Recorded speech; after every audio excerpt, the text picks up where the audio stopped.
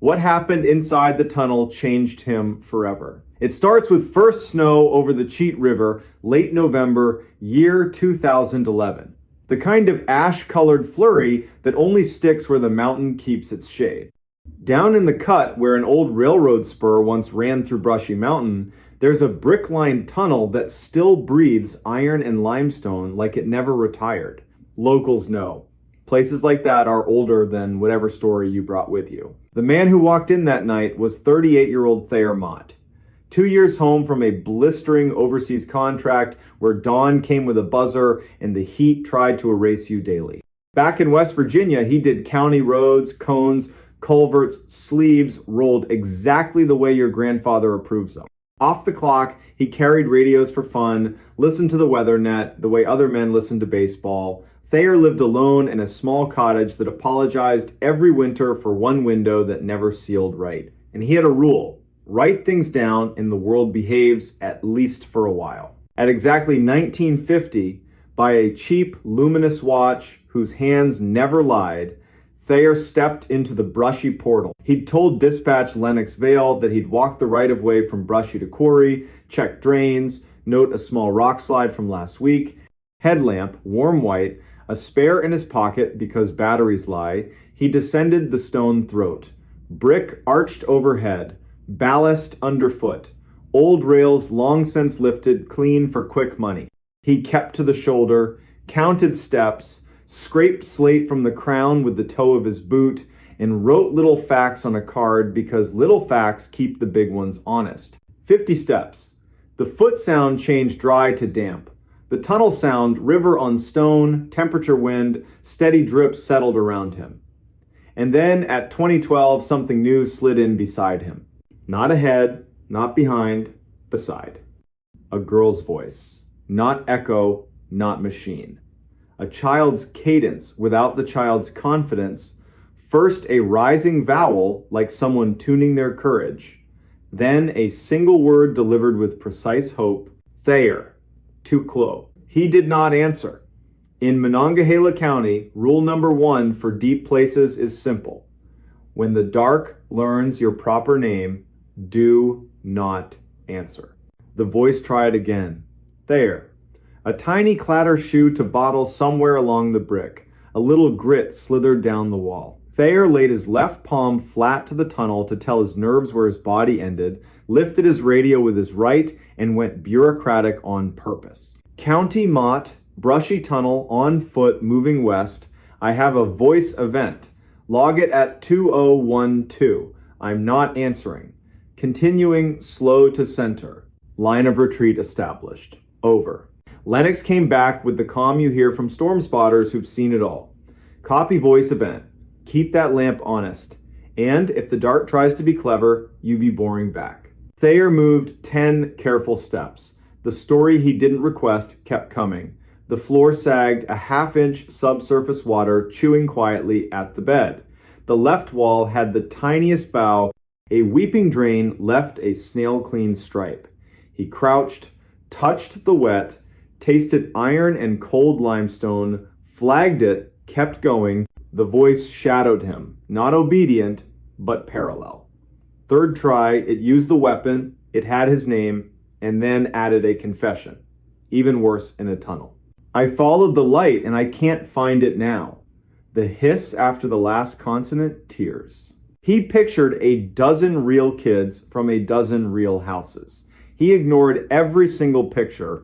He reached the midpoint. Roof resonance turned musical, air more stone than river, that weird acoustic almost song round spaces get. He let the headlamp rest on his boots and counted his heart twice. That's when the tunnel itself changed its mind. A long, deep breath in the brick. A liquid rush underfoot like a drain clearing its throat after months. And from far ahead, one hollow knock as if wood tapped wood in a place with no wood. County, he said evenly. New sounds, water movement under bed. I don't love the word void, so I won't use it, but the floor is considering options. I'm heading quarry side and will hold. Over. 10 minutes into that retreat, the brick made a quiet, serious sound. Only people who've been around masonry hear. mortar unlatching. He shot the lamp up. A hair-fine seam ran lengthwise across the crown, like a hand-drawn horizon. He didn't run, he left. The daylight made the world small again. He sat on a frost-etched limestone chunk and breathed until gravity stopped arguing. He waited for backup. Sheriff Enoch Pyatt arrived ex-mine rescue, slow until work begins. Good lamp. Rope in a hasty coil. He listened without interruption, nodded once like the night had finally learned to tell its story right. They went in together. Pyatt pushed a broader beam holes live where danger sits. The seam was worse. 3 bricks down, the line dropped like a child slipping while holding hands. Then the voice returned. Not Thayer this time. One word that made both men remember there was a ridge above them and an even bigger sky above that. Daddy. Pyatt went to one knee, palm on brick, like you calm an old dog. He didn't answer the voice. He addressed the wall. We're not breaking you tonight. No names. We'll bring math, shoring, and bored people who'd rather argue football than be brave. A small clatter. 30 paces ahead, standing water, a foam cup with a crescent bite drifting, ripples walking out, dying polite. They backed. They called in 2 volunteers with timbers and wedges. Inside, they propped either side of the seam so Goodwood could talk to bad ideas. Denied, the voice grew patient in a nasty way, humming, please, measuring consciences, waiting for a slip. Pyatt looked at the crew, head out. To Thayer, your report will say we stayed for the welfare check, left for structural reasons. The other reason they didn't say, the seam and the voice had begun to sound like the same thing. The county fenced Brushy indefinitely, which translated means permanently.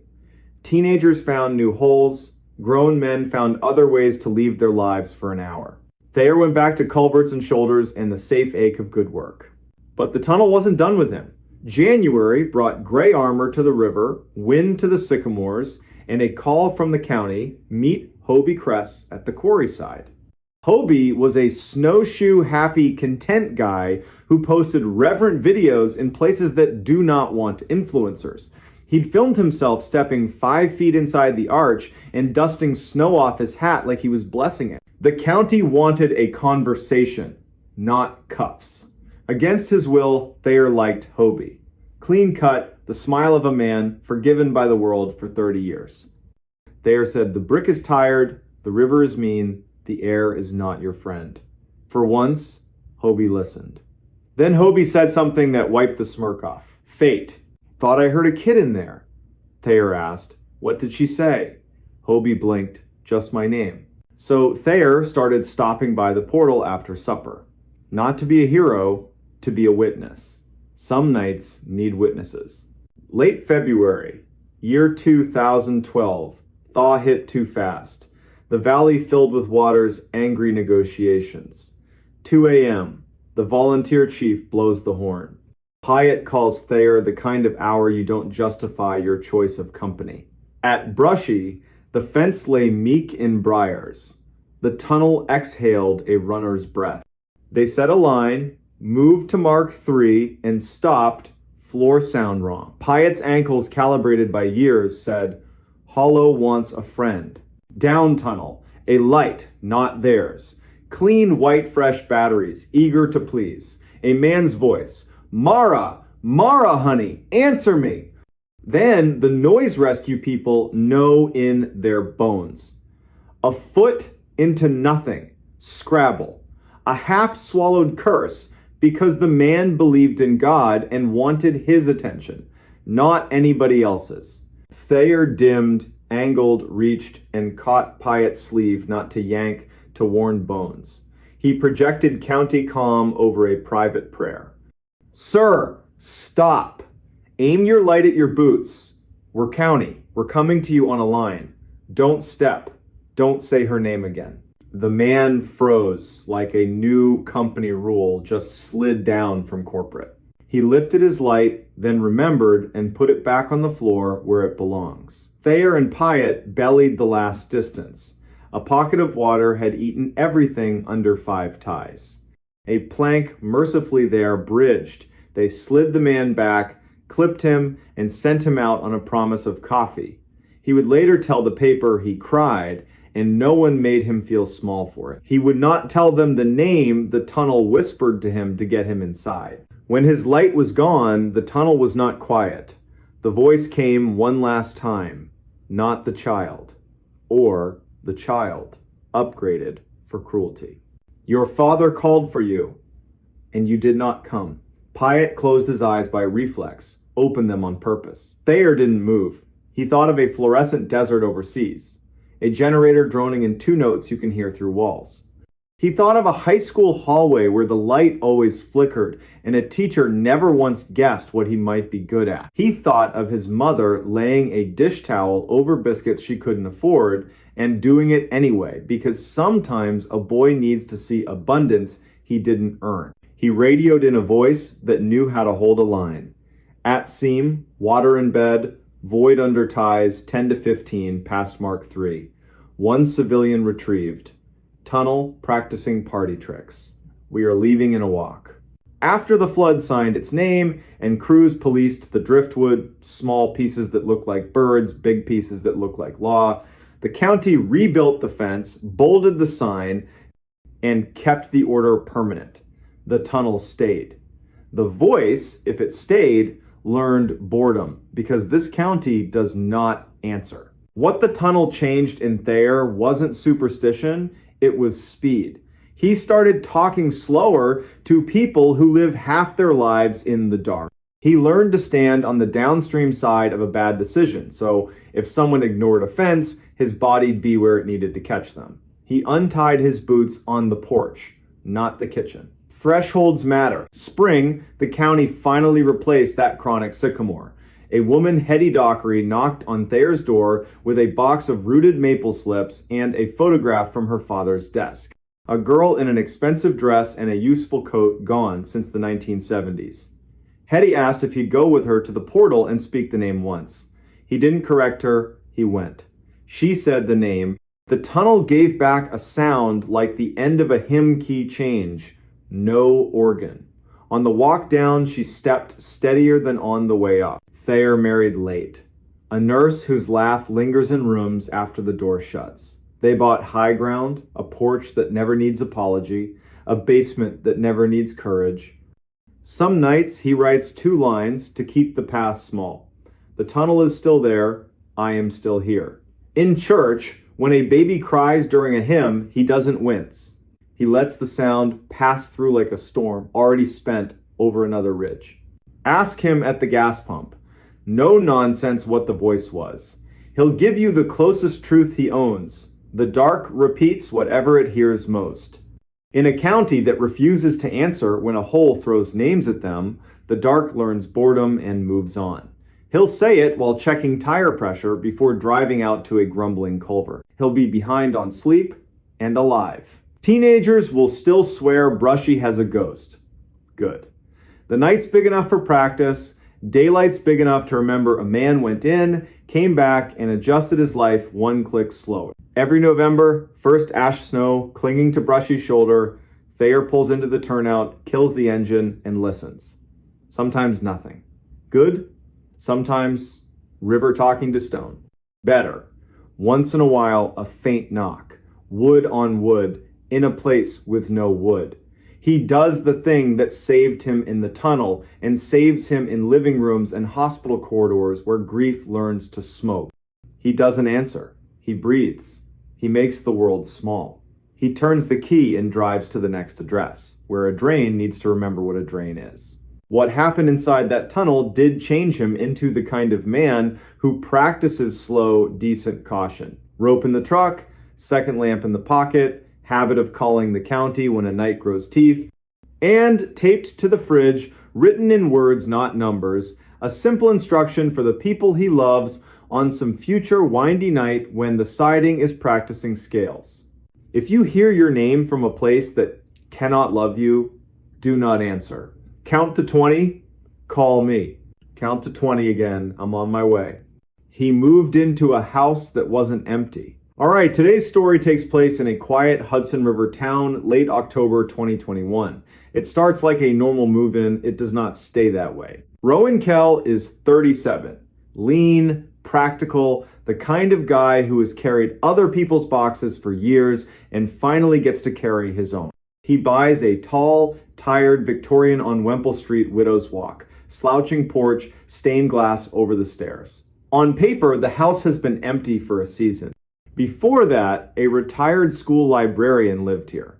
The listing says, charming details. It does not list the other detail. Listings never do. Night 1. The Hudson is dark as melted iron. A freight moans across the bridge. Leaves drag the gutters. Rowan backs a rental truck to the curb, sets a hand on the rail, and feels old paint give.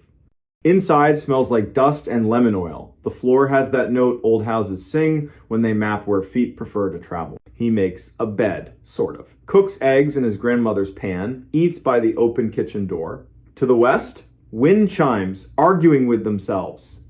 To the east, a radio playing Old Soul so quietly it feels like someone pacing a kitchen. 11:48, he takes the trash to the alley, inhales the cold. A cat posts up at the fence like a bouncer.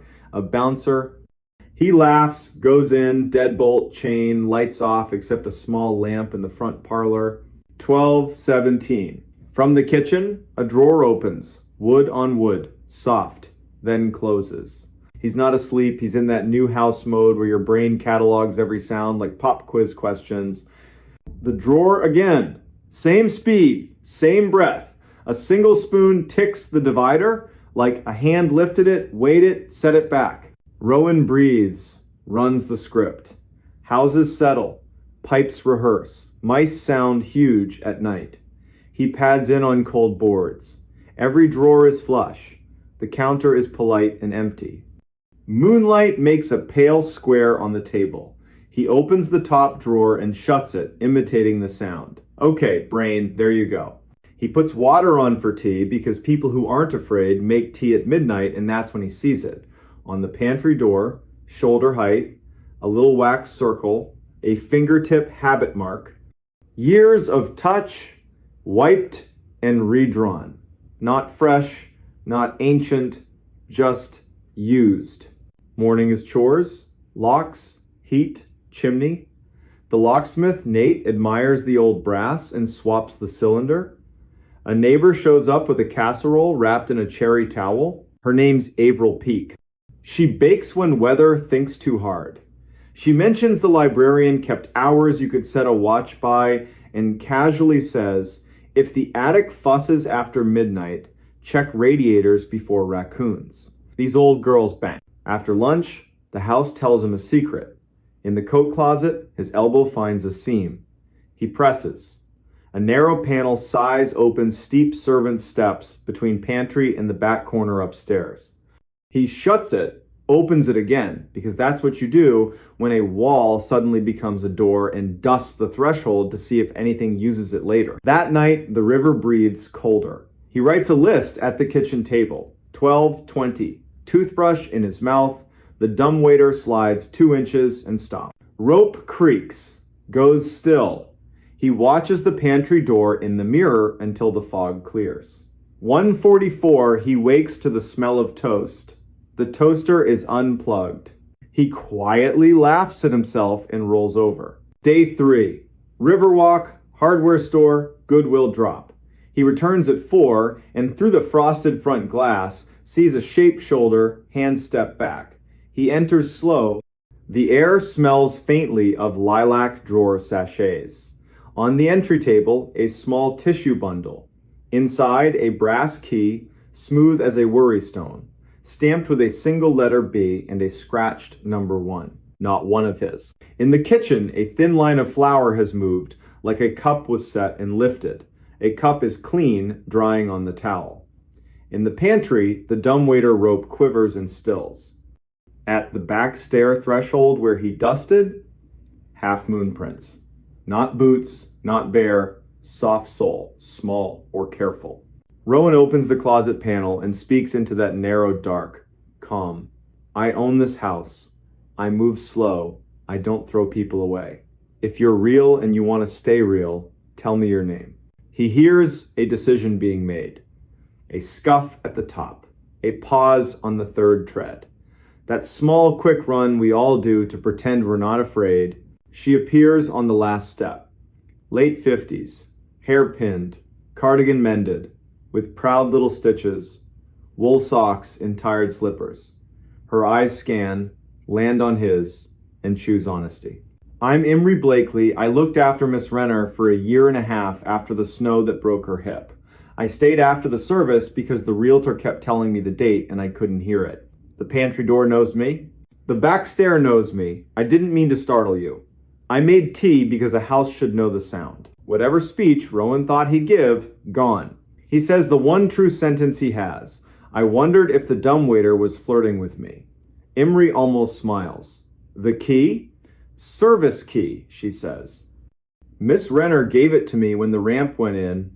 I hid it under the flour tin because I hide important things in unimportant places. You were at the river. I set it out when I heard you would fit your own name here. Rowan. That's a name that can learn a house. They move to the kitchen like two people agreeing not to break anything. In better light, he sees her cardigan buttons are all wrong sizes, her amber ring chipped smooth by years, and her hands jar-opening hands.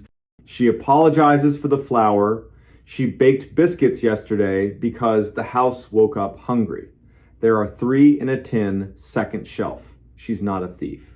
Then I owe you butter, he says, and the kettle, which has been placed cold on a burner out of habit, gets clicked on for real.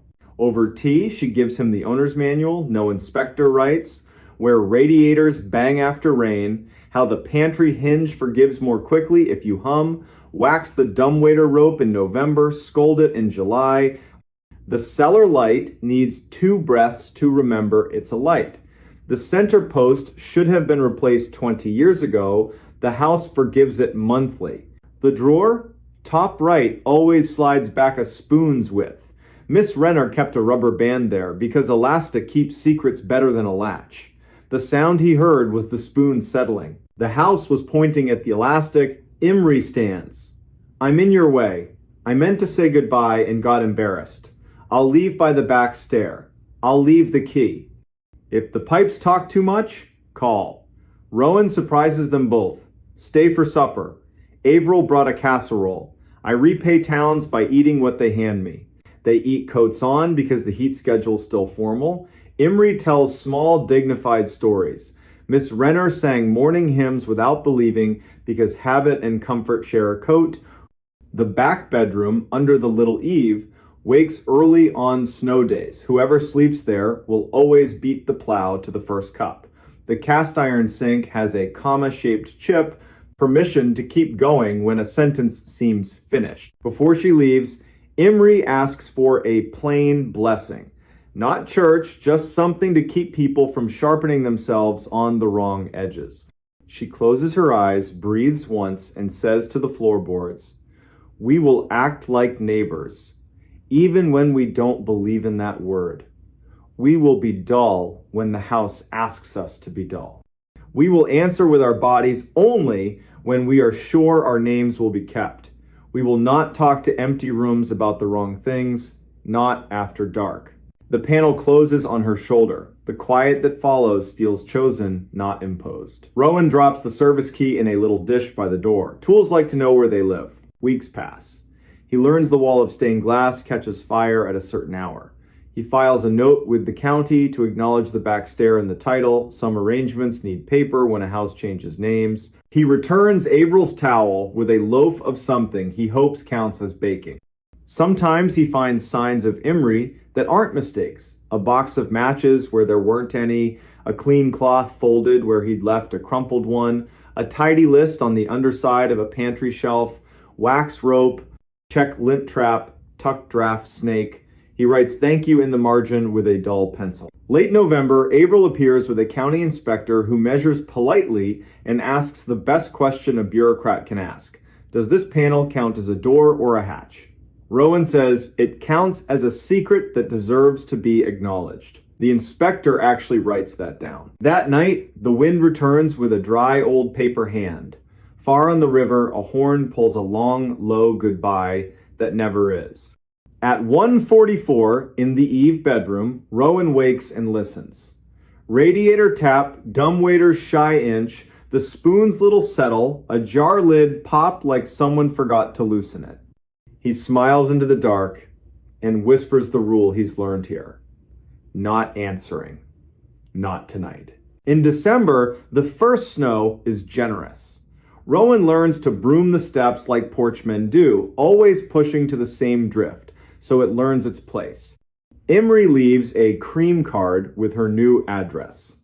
Basement studio, window facing a black walnut, part-time job at the county historical typing ledgers, saying names out loud so they don't think they're finished. She asks one favor. There's a trunk in the attic. Miss Renner's aunt, Minta Thorne, kept a diary for 50 years, careful and mean in the best way. The family would like the trunk if it can come down without swearing at the rafters. They climb the front stairs on purpose. The attic opens with paint stick reluctance, then generosity. Boxes are labeled in a librarian's hand, winter scarves, not this one, photographs, country cousins, bird journals, 1980 to 2010. The trunk waits under the peak leather straps, tack heads like stars. They don't open it. Not yet. They carry it down between them one step at a time, like moving a sleeping parent. It rests on folded towels in the hall overnight because old things deserve a chance to decide to be seen again. Next day, the niece Lorna Vetch arrives with grocery tulips and a cake. In the parlor light, they lift out muslin-wrapped books, a cloth bag of buttons, a county fair postcard for a totally average pie that still won a ribbon, a small silver bell on frayed red ribbon, and 3 glass marbles that for no reason never lost their shine. They leave the bell and the marbles. The books go with Lorna. She cries. No one apologizes. Imri thanks the air and without looking at Rowan, squeezes his forearm. This house could have eaten the trunk. You didn't let it. The town weaves itself in. Lux Odea, the sash guy, fixes a window in exchange for shelves and a long story about a boat. Avril brings a pie when the weatherman says icy mix. Sometimes Imri knocks at the front, sometimes she ghosts the back stair. Either way, she says hello like joining a sentence, not starting one. January. A title office woman arrives, shivering with a folder. We're filing a small correction. Our system dislikes a door inside a closet. We're trying to teach it manners. She looks past him once, homesick, and says, My mother used to tell me, the walls aren't thin, honey. The walls listen. Be boring on purpose. See how long the trouble lasts. By March, the house is ordinary, which, if you've ever lived with an old place, means dear. At 1:44, the kitchen makes the spoon sound and then doesn't. He doesn't get up. He thinks about that first night and his urgent need to explain things. He thinks about the word empty and realizes it's never been fair to rooms or to people. He thinks about the service key in its dish, the wax circle on the pantry door, the trunk asleep in another house now, and the sentence that has started living under his tongue, we are boring on purpose when the house asks us to be. Spring loosens the river's shoulder, sycamores light up pale green, windows remember they have hinges. On a Saturday in late April, he hosts a small dinner. Avril, Lux, Imri, Lorna. The stained glass holds a sunbeam like a jewel you don't have to own to admire. They eat food that doesn't try too hard. Say names. Avoid lazy. How's work? When the dumbwaiter creaks, everyone notices and then lets it be. That's what families do for the oldest relative in the room. Night falls. Dishes done. Leftovers sent home. Rowan stands in the hall, touches the pantry with the back of his fingers. The wax circle is nearly rubbed away, worn down by his own small reverence. He clicks the chain, turns the deadbolt, sets the kettle just to tell the house what time it is. From the back stair, a single tread answers. Not a knock, not a warning, just wood on wood. Patience. A place teaching a person to hear the difference. Rowan doesn't ask who. He doesn't answer. He folds the cherry print towel and tucks it in the drawer where Elastic lives. He breathes in, breathes out. The night listens back, and it does not feel empty at all. The door in his basement wasn't there yesterday. Late October, year 2018, West 73rd Street was getting shoved around by that lake wind, long, hard gusts that make whole blocks clench their teeth. Rain ticked the gutters like pinball. Inside a brick duplex that still smelled like plaster dust and stubborn varnish, a 37-year-old hospital electrician named Callum Brenner was doing what he did most nights. Fixing his future with his hands so his head didn't wander. Callum had bought the place in June, ripped up carpet in July, learned the patience of plaster in August. By September, he could ID every pipe by sound. The furnace, original to that era when guys wore hats to breakfast, cleared its throat every evening like an old smoker, then usually behaved. Widowed at 33 by a soft word doctors hate, Callum had decided you can outwork the long hours if you give them a job. His job was this house. A blue notebook on the kitchen counter held the list. Beside it sat a chipped ham radio mug, Coil Me Maybe, that he pretended not to like. He'd been in the basement 100 times. It was a good basement by neighborhood standards. Poured walls, old coal chutes, mortared shut in the 1960s, work sink with a stain shaped exactly like Michigan. 2 doors down there, one cream painted into a porch cubby full of sleeping paint cans, the other a janky plank into a crawl space where the October Mice Union held meetings. He knew both. He'd made peace with both. He had not met the third. At 21:42, after losing an argument with a breaker and eating dinner like a raccoon at the counter, he headed down to relight the pilot.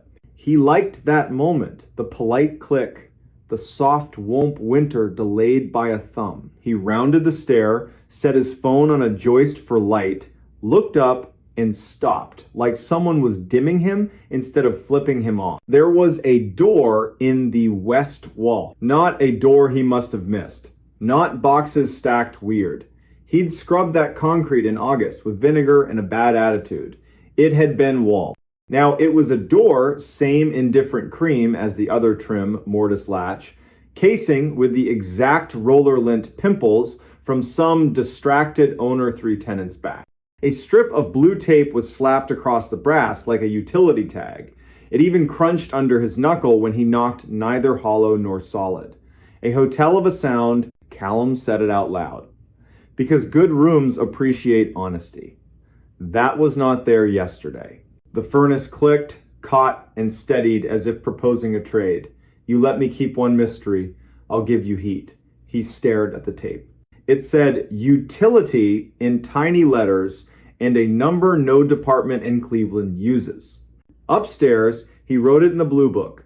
Wednesday, late October, year 2018, new door, west wall, basement. He made coffee he didn't want. Then he called the one neighbor who knows the right nouns for the wrong problems. Genevieve Trask had worked 30 years in the bus yard parts department. Even her dog, Primitive Pete, followed house rules like a union contract. She'd been on West 73rd since the streetlights still rang like bells when they got swapped to sodium. Callum asked if she'd come tell him whether he'd just lost a fight with his eyes. My pleasure, she said, like someone who's risen for worse. They went down. Jen stood, silent, 10 seconds flat. Then, measuring flour careful. That was not there yesterday. Primitive Pete sat, lifted a paw, set it down. The blue tape didn't peel when Jen tested it. The brass under it was guilty clean, like it had been avoiding hands for months. She put her ear to the wood, jaw loose like a piano tuner. The worst kind of quiet, she said at last. Not a human, not a machine. Something that learned to be polite, living next to both. They left it shut, played a hand of gin upstairs. Jen insisted on losing gracefully. Callum walked her to the gate, watched Pete joy inventory the night, and because tongues check, bad teeth went down for one more look. The thing stayed a thing. In the morning, he called the utility mark line, contract inspections. They'd swing by Thursday unless the wind ate their schedule. and Otho Dwyer, night maintenance at the hospital. Collector of left-handed screwdrivers, saint of simple machines. Otho showed at 1910 carrying a case that looked like it should say violin and didn't. Scope camera. He slid the head between casing and wall. The screen coughed up gray concrete, then darkness with the smoothness of air and the meanness of a throat. Some jokes take too much setup, Otho murmured, brushing the tape with the back of a finger. Tastes like municipal lie. They didn't open it. Otho poured exactly one finger of rye and told the story of an elevator that grew a sense of humor in a humorless building. He left the scope. Callum slept on the sofa because the living room had windows and the basement didn't. He dreamed of blue tape, a polite click, and a nurse's voice saying, "Not yet." Thursday, 14/27. Voicemail from inspections diverted to a sinkhole at Denison. Second voicemail from an unknown number, just silence that didn't know how to hold its breath. Then a whisper from very far down a hall, "Don't come down while the light is wrong." He went home anyway. Top of the stairs, he made the announcement men only make to empty rooms. If you're human, show me your shoes. If you're not, invitation rescinded. The furnace behaved. The sump pump cleared its throat. He set a carpenter's lamp on the floor to make a small, honest city of light, and with a stub of chalk he drew a line along the bottom of the door. If you can't make sense, you can measure. He knocked once. The sound came back too soft. He pressed his palm to the panel, neither warm nor cold. It felt like skin in a room that doesn't want you to cry. "I don't believe in you enough to be afraid," he said, on purpose lying. Houses respect effort. He turned to leave. On the far side, something trailed a fingertip down the wood from above the latch to below it, very slow, like it was teaching itself grain. He didn't move. The chalk line held. He said his wife's name once, softly, a key to a true door. Friday, 21/15, he and Jen stood there again. Primitive Pete approved the dryer. The tape had a new diagonal crease, like a latch lifted, then politely reset. Jen hovered her hand over it like a candle. "You are not the first house on this block to breathe into the wrong room," she said. In 2006, during the epic flood, the city dug out the storm line in the alley and found an old brick run, Prohibition beer, and better stories. They sealed what they could see. They did not seal what refused to admit wanting sealing. That's where the undertalk lives, she said. Not your house's fault, it learned the language. Not yours for hearing it. We lean a chair and don't make introductions. Be here at 10 with coffee and a man who likes rules, Callum said. She brought the sheriff. Sheriff Whitaker looked like he still hauled hay for friends. Face built for learning the same story from both sides and deciding where mercy fits. He listened to Callum, to Gen, to Pete, who sneezed once, officially endorsing the facts. Whitaker pressed his ear to the panel, knocked a pattern. Too slow, pause. Two no one uses unless they suspect a test. The door answered, one slow, three quick like it understood and preferred to show off. We're going to treat this like a person who talks too much and too sweet to a child, Whitaker said. No drama. We don't answer. We call boring people with rope courtesy over magic.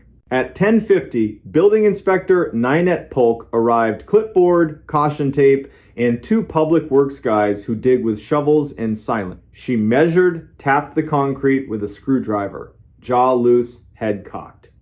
Double wall, she said. Face wall. Behind it, not wall. Behind that, not our business yet. The plan, open the outside from the alley, look at it like breakfast. If breakfast looks like sin, you eat elsewhere. By noon, the alley had a careful hole.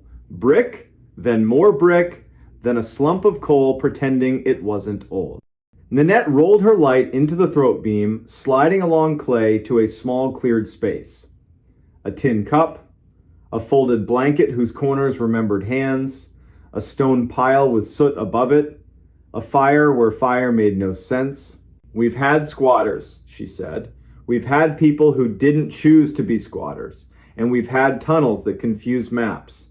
This is a little of everything. Whitaker braced a gloved hand on the edge, leaned without betting his weight on anything foolish. At dusk we come with 2 more bodies and a rope round my waist. We stand in your west room and say hello in a voice that can't hurt anyone. He took his pen and signed the blue tape, 10:16 on a Saturday. No underline, no smiley. Dusk. The wind inhaled and held. 3 across at the bottom of the stairs. The house delivered 1 timid knock, then, like it decided it needed a new tactic, went silent. Whitaker tied his rope to an old ceiling ring, laundry duty in another life, double knotted. He laid his palm on the tape, talked to the house like a dog flirting with a bad idea. We are not setting our tongues on this latch tonight. They moved the chair, lifted the latch without breaking the tape. The door opened a finger's width on its own resistance. Air came through at the temperature of old apology, coal, and long rain. His shoulder light showed a low brick run, 4 courses high, then a gap all along the top like the mason knew better and got paid by a man who didn't. In the dust beyond, 4 finger marks, evenly spaced. Someone who'd learned to count to 4 and wanted company, and a 5th, shorter one like a tired heart. Whitaker didn't step through. He bent, lowered his head, and said a name to no one, like a midwife teaching an empty room the word it's waiting for. Is anyone here who can stand the sound of their own name? 20 heartbeats, then a cough from the corridor, not brave, not sick, small on purpose. A voice, careful, like someone who only wants to borrow the part of the law that cares more about living than rules. I am hungry. Come into the light then, Whitaker said, measured. No names, no introductions to the dark.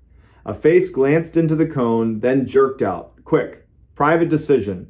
The figure didn't cross. Do you have a sandwich? They asked. Jen started to answer. Whitaker lifted a hand. The room obeyed. We have a sandwich. You may have it on this side. He set it on the brick, stepped back a generous pace.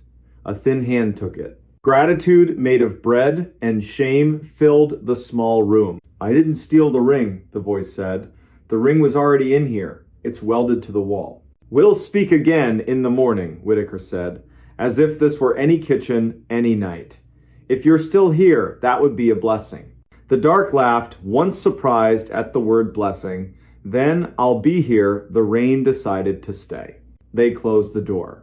No chair, sometimes chairs are theater when you need policy. Sleep came in the way it does when a house tries to grow a new tongue.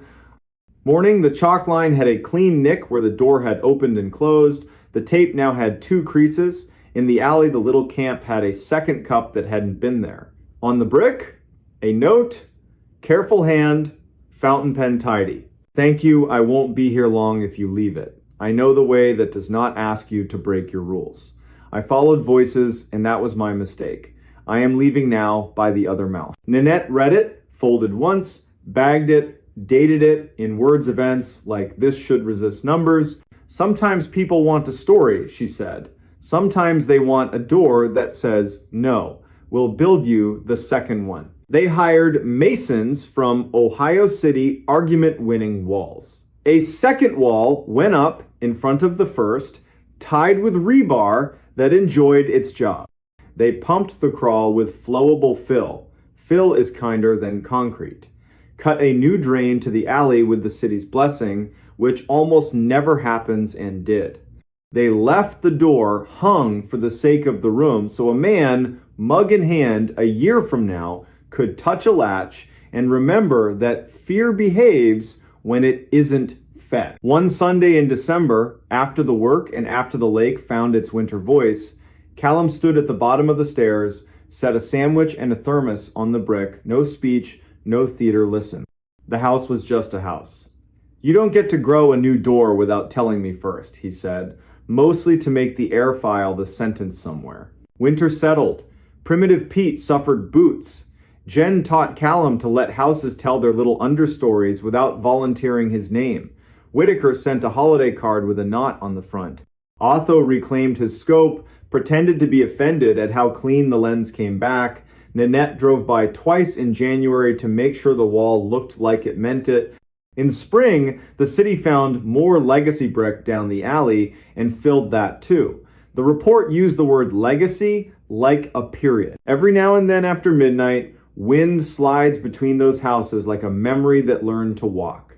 The furnace coughs a sound you could mishear as a polite knock. A man stands in his basement with his palm on a harmless latch and says the names of the people who made a strange night decent: Genoveva, Otho, Ninette, Whitaker, and the name of the woman he loved, because names are keys, and grief is a door you don't open so much as a company. Then he turns out the light. Basements have long jobs. They don't need help from shadows that think they're clever. If you ever buy an old house in a city that keeps secrets under its sidewalks, you might wake up to a door where plaster swore no door would be. You don't owe it curiosity at midnight. You owe it a list, a lamp that won't lie, a neighbor who can make quiet into a tool, and the dull bravery the trades teach. Knock once, count to 20. Call someone with rope, and if a voice on the other side calls your name like it's entitled to it, remember the single sentence that carried an ordinary man and his unremarkable house through a night when the city tried to breathe through his wall. We're not answering, we're not leaving, we're coming back with more people and better light. The missing campers were never alone. Today's story takes place in Idaho's Salmon Chalice backcountry. Late September 2018. 2 campers vanish near an old fire lookout. Search teams go in, radios crackle, dogs work. Then a voice in the timber starts saying one of their names. And the rule out there, the one they don't put on maps, is simple. If a voice calls your name and there isn't a mouth you can see, you don't answer. Sunday night. Rain falling in thin ropes, polite but insistent. The granite smells like a coin. Weekend traffic bleeds east.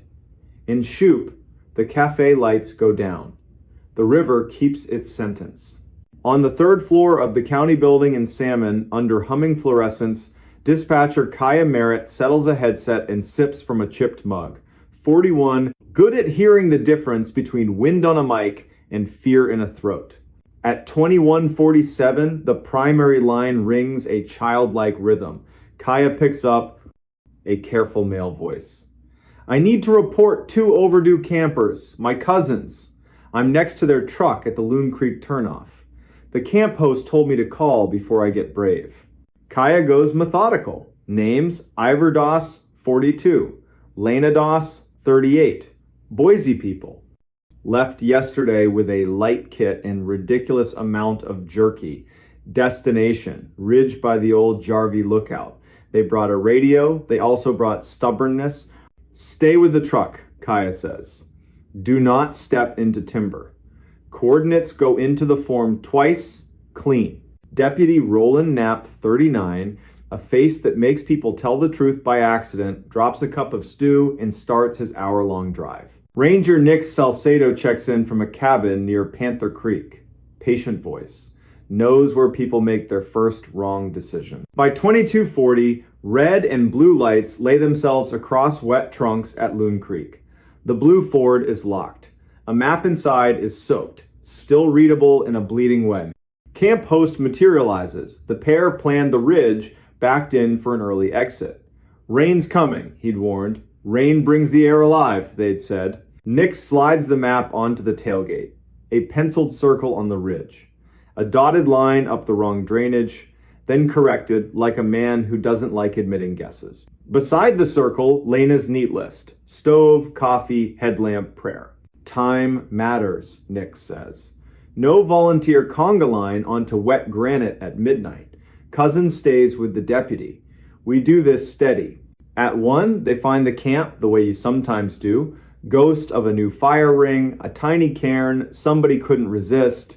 A boot print Rain is trying to steal. 2 sets. Walking together. Roland Marks calls it brings them back. Morning plan gets written like an anchor. Kaya works the night like a loom. Tracks down Lena's sister in Meridian, leaves a message that is compassion twice and panic never. Calls in a K-9 team ode to the county. In her log, she writes 5 quiet words only she will see. Do not answer a name. Dawn.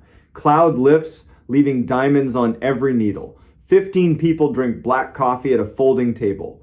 Nix runs a finger over the map and splits the country into sectors. He adds the rule, the one you only hear from people who have earned your trust.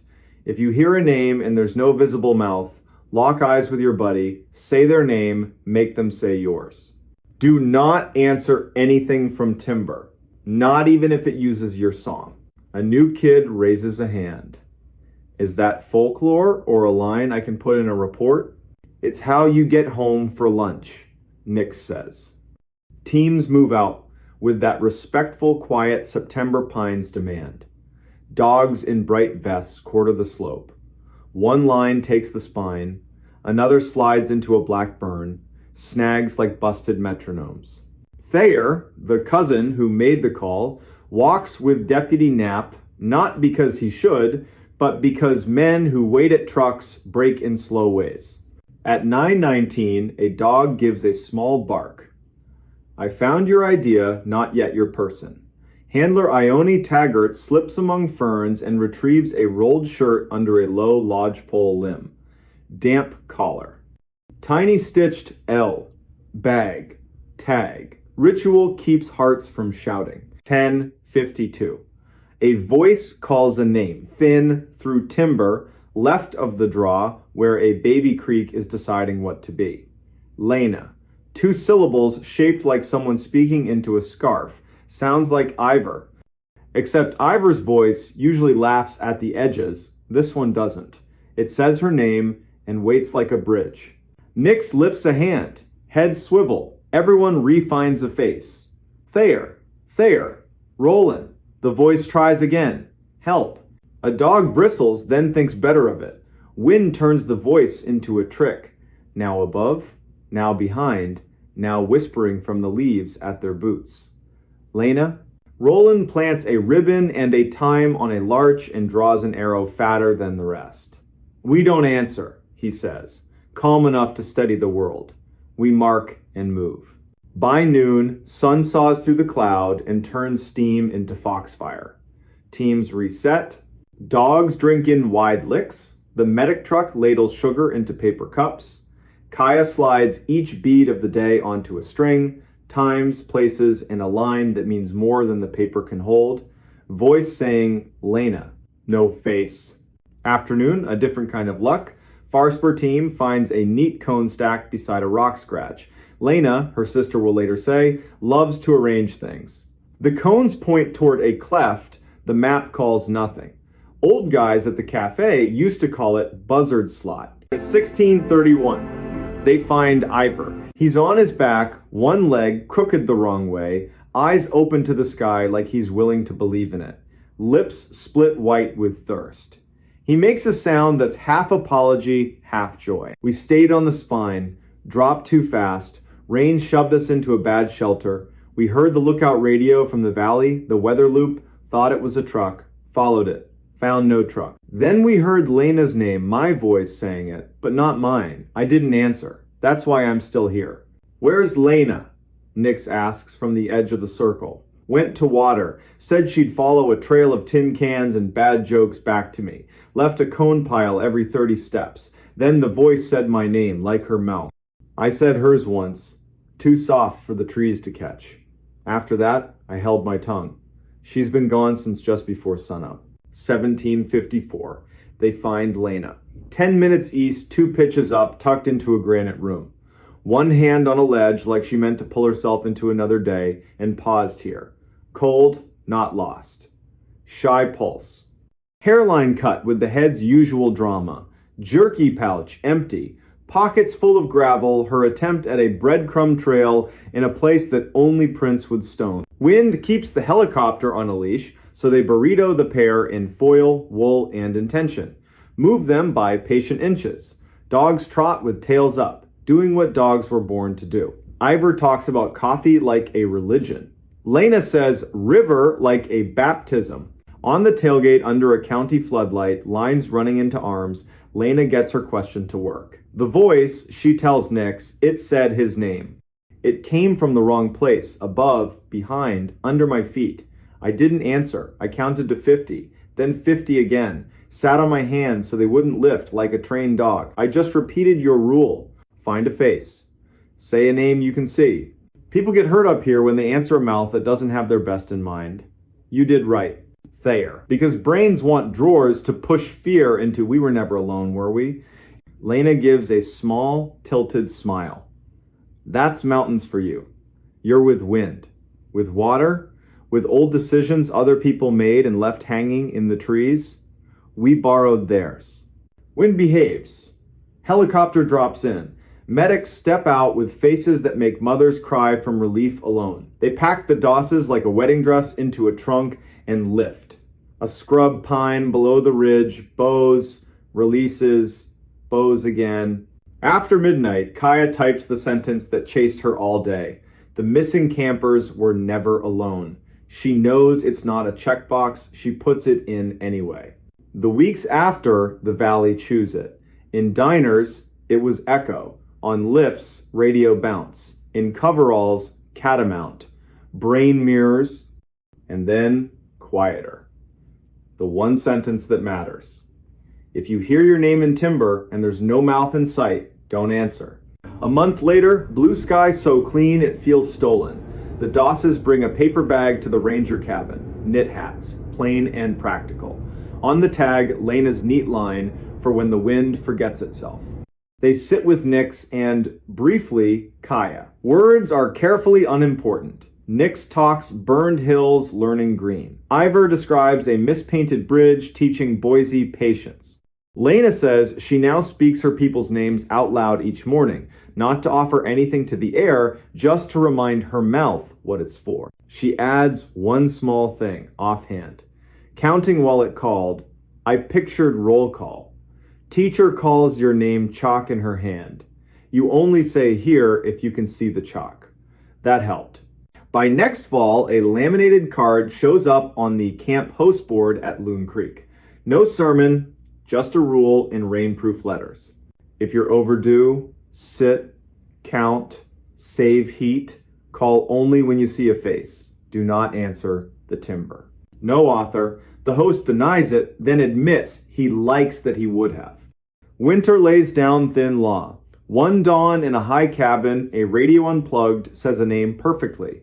The men grin like at an old joke. They say each other's names and keep making eggs. Sun clears the window. They follow the line they marked in gray light and find a snowmobiler parked like a guy at a bus stop choosing a story. He says, I heard you all night. They say, not us, friend, but we're here now. Years later, at the Shoop Cafe, Sunday closing time, you might hear it slide by.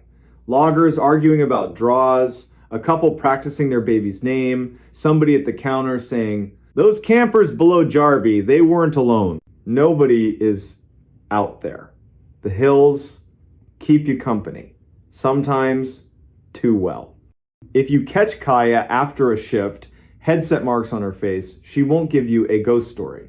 But if you ask what she learned that September, she'll look at the river and say this: listening is work.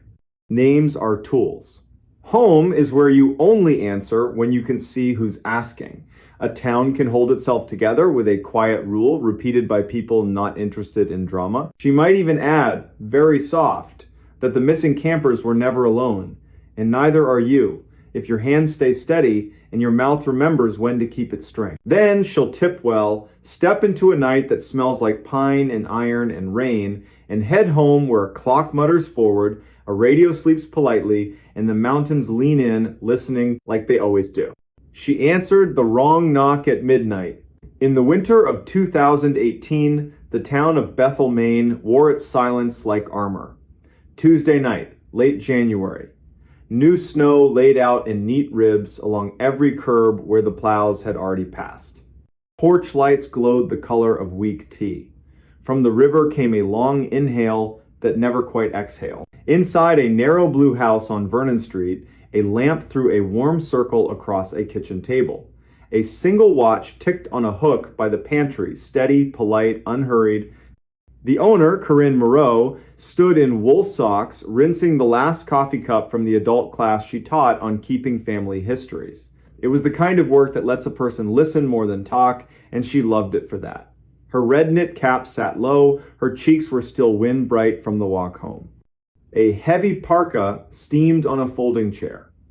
On the back step, a milk crate of sand and a shovel, small rituals for a long season. Around midnight, the Blue House settled one tiny creak, a reminder that wood remembers weather. Somewhere, far off, a train laid down two thin notes. Corinne turned off the sink, reached for the lamp chain, and then it happened. 3 knuckles touched the front door. Not a pound, not frantic. 3 light, even taps, the kind you give a house when you believe it's already awake. Corinne blinked. Midnight visitors belonged to July porches and borrowed sugar, not a January freeze where even the dogs had the good sense to stay in. She listened. The house leaned with her. 3 more taps, identically spaced, like a metronome living inside whoever stood outside. She took unhurried steps through the dining room, past a braided rug, a shelf of old mill photos, a jar of leftover fir boughs. She stopped 3 feet from the door. Bethel is the sort of town where you can identify a neighbor by the shape of their boot prints. She hadn't heard any prints come up the wooden stairs, but new snow swallows a lot of sins. She set a hand on the chain. "Yes?" she called level. "Who's there?" A pause long enough to count to 4. Then a soft, tired voice, young or simply worn out by the night. "Sorry, ma'am, I'm looking for the Deans. Wrong house, I think." The Deans lived 2 streets over near the school. Mustard clapboard, perennial porch light. Corinne pictured a face gone red with cold and embarrassment. She kept the chain engaged, turned the deadbolt, and cracked the door an inch, then 2. Cold came in like a hand. No one stood there. In the pale coin of her porch light, empty boards, black wet seams where snow was melting on the rail, the faint hiss of flakes falling without wind. The street lay smooth and unwalked, a quilt. She lifted her eyes. Nothing moved. "Hello," she said. "I heard you. I can help you find the Deans." Silence.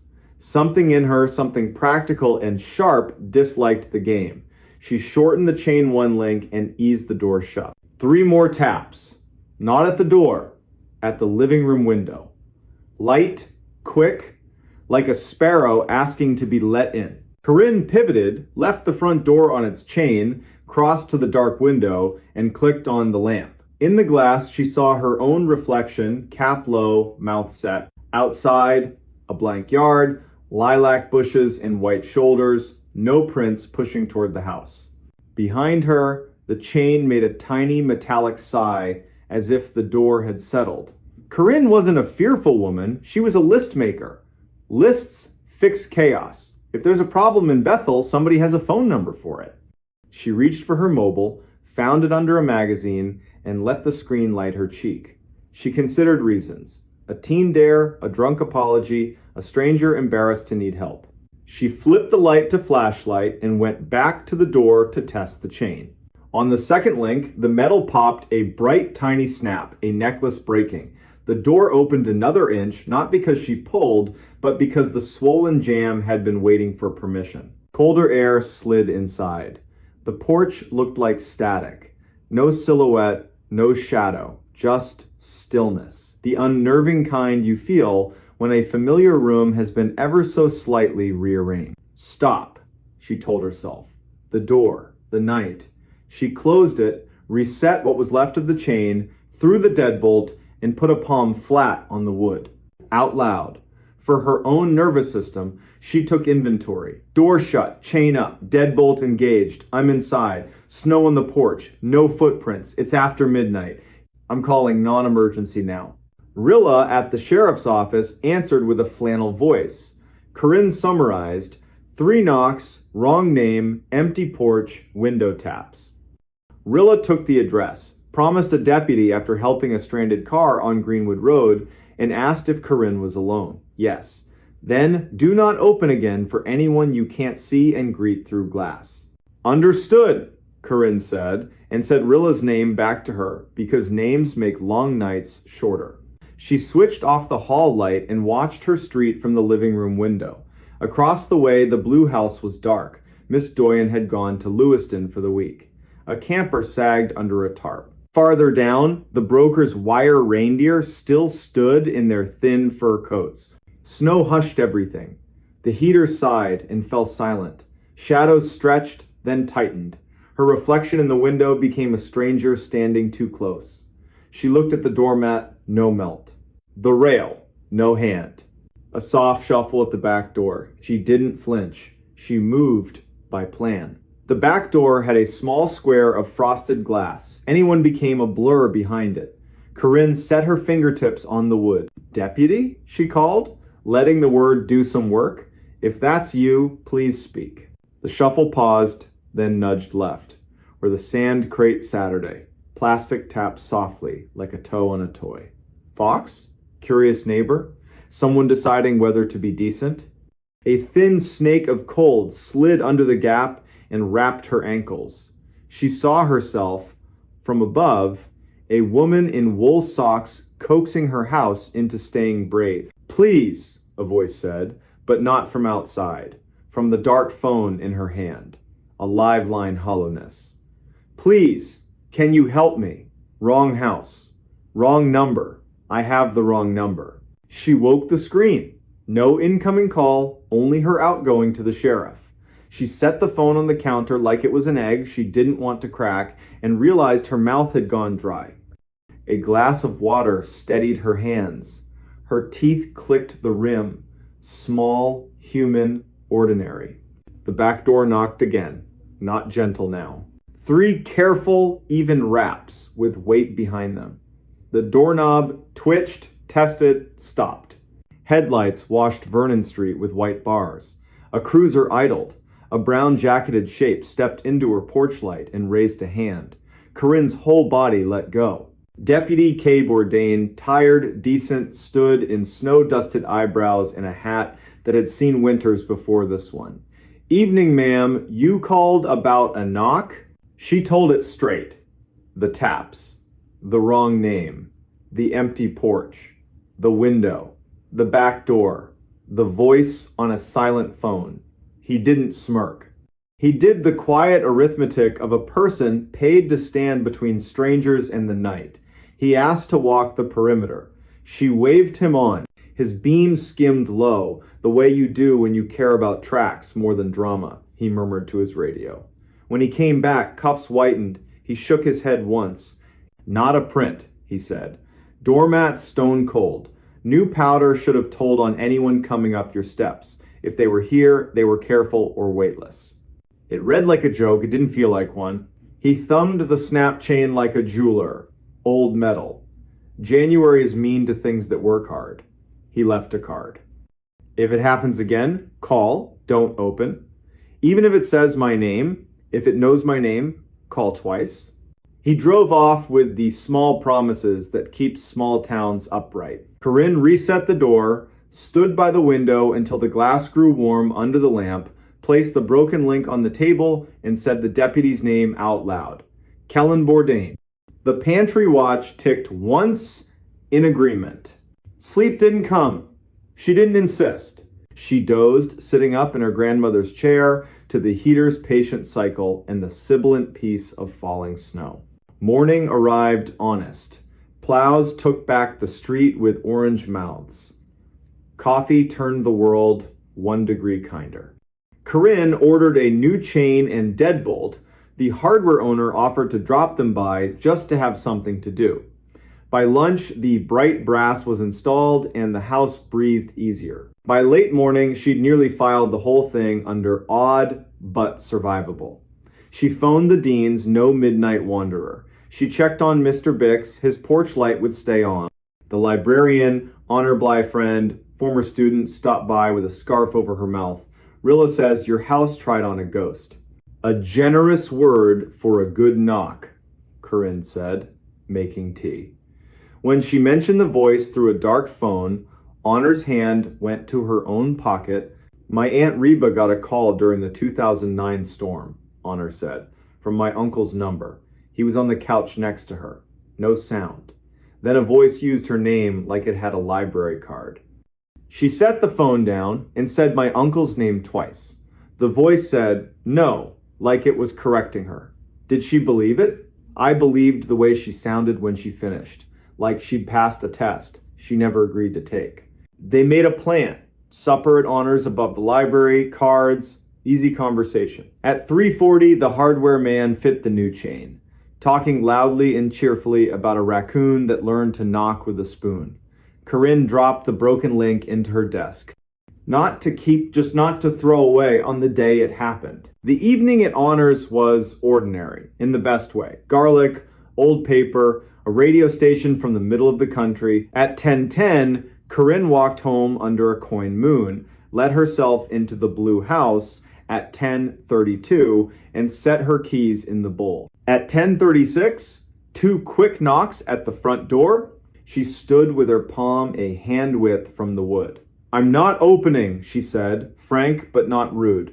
"Say your name and purpose or try another address." Silence. Then the almost bass of a voice felt in the chest more than heard. "Please. Wrong door, wrong number. Same words. Heavier." She killed the lamp, let the room go, exterior, scanned the street. Plenty of prints now from a day of living, but none fresh to her steps. The kettle clicked on the stove. The ordinary arrived right on time. She poured tea, decided her mouth would speak only on purpose. At 11:03, 3 polite knocks at the back door. She dialed non-emergency again. This time Kent answered voice like sand. A car was close. She thanked him twice. She braced her feet, let her body remember its own width. Watched the frost square turn the dark to lace. The knob didn't move. Deputy Bourdain returned, eyebrows full of starlight. "We're going to pretend I came because I missed your lamp," he said. They walked the lot lines. His light wrote arcs on snow. They listened to soil with their hands. He left another card and one practical instruction. If she left town, tell him. He'd swing by. Saturday passed. Sunday brought distant bells and a walk for oranges. Monday pulled bright curtains, then closed them early. No knocks. Corinne's shoulders dropped. Tea tasted like kept promises. The broken link stayed unchanged in the drawer. Then Tuesday, full circle. At 11:56 p.m., 4 minutes shy of the same hour, a voice came from the little radio by her kitchen clock. It was unplugged. It said her name quietly and asked if she was there. Her throat chose its loyalties. She approached, didn't touch, listened to the way vowels met consonants, stepped back, and said, like iron, that the county had rules for midnight and she was old enough to follow them. It tried other doors. The living room vent pinged her name as the heat came on. The phone rang with no number. The dead doorbell found its resurrection. Each time the voice asked for a person, not a favor. It tried town names like Keys, Miss Doyon, Mr. Bix, Honor, Rilla. It even tried Kellen Bourdain, as if it had learned the card in her hand. She smiled despite herself. "Deputy," she corrected the air. "Not tonight." She let the tea go cold. She laid no hand on any handle. She apologized for nothing, not even her stubbornness. At 3 minutes past midnight, she felt it lose interest. The house exhaled. The radio remembered it was a radio. Air moved room to room with nothing to ask. Corinne set the kettle once more, carried a mug to the window, and stood until her reflection looked like a person whose name had been kept safe. Then she slept like someone had tucked a quilt around the town. Over the next week, stories salted Bethel. A woman on North Road heard a screen door open and close for nobody. A late dog walker heard tapping on stop signs like a patient hammer. The mail carrier heard her name from a garage and almost answered before remembering what day it was. No one was dragged into snow. Locks held. People learned one sentence and used it when darkness stood close. Not tonight, not this house.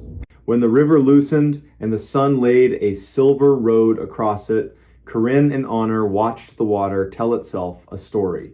They ate pie at the diner and called fine what it was victory. On the way home, Corinne passed the dean's mustard house and thought of that first polite voice. She detoured, set a gloved hand on their rail, and said their name into the wood, a practice she'd adopted, Give places back their proper nouns.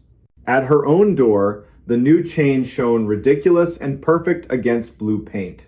She ran a thumb over it and heard the small metal truth. Tonight will be ordinary. Keys in the bowl. The watch ticked. The heater hummed. The fridge sighed like an old man. From the street, 3 knocks. Not on her door, on the blue house next door, where Miss Doyon's son-in-law was picking up the last of her winter clothes. A harmless sound, not a summons.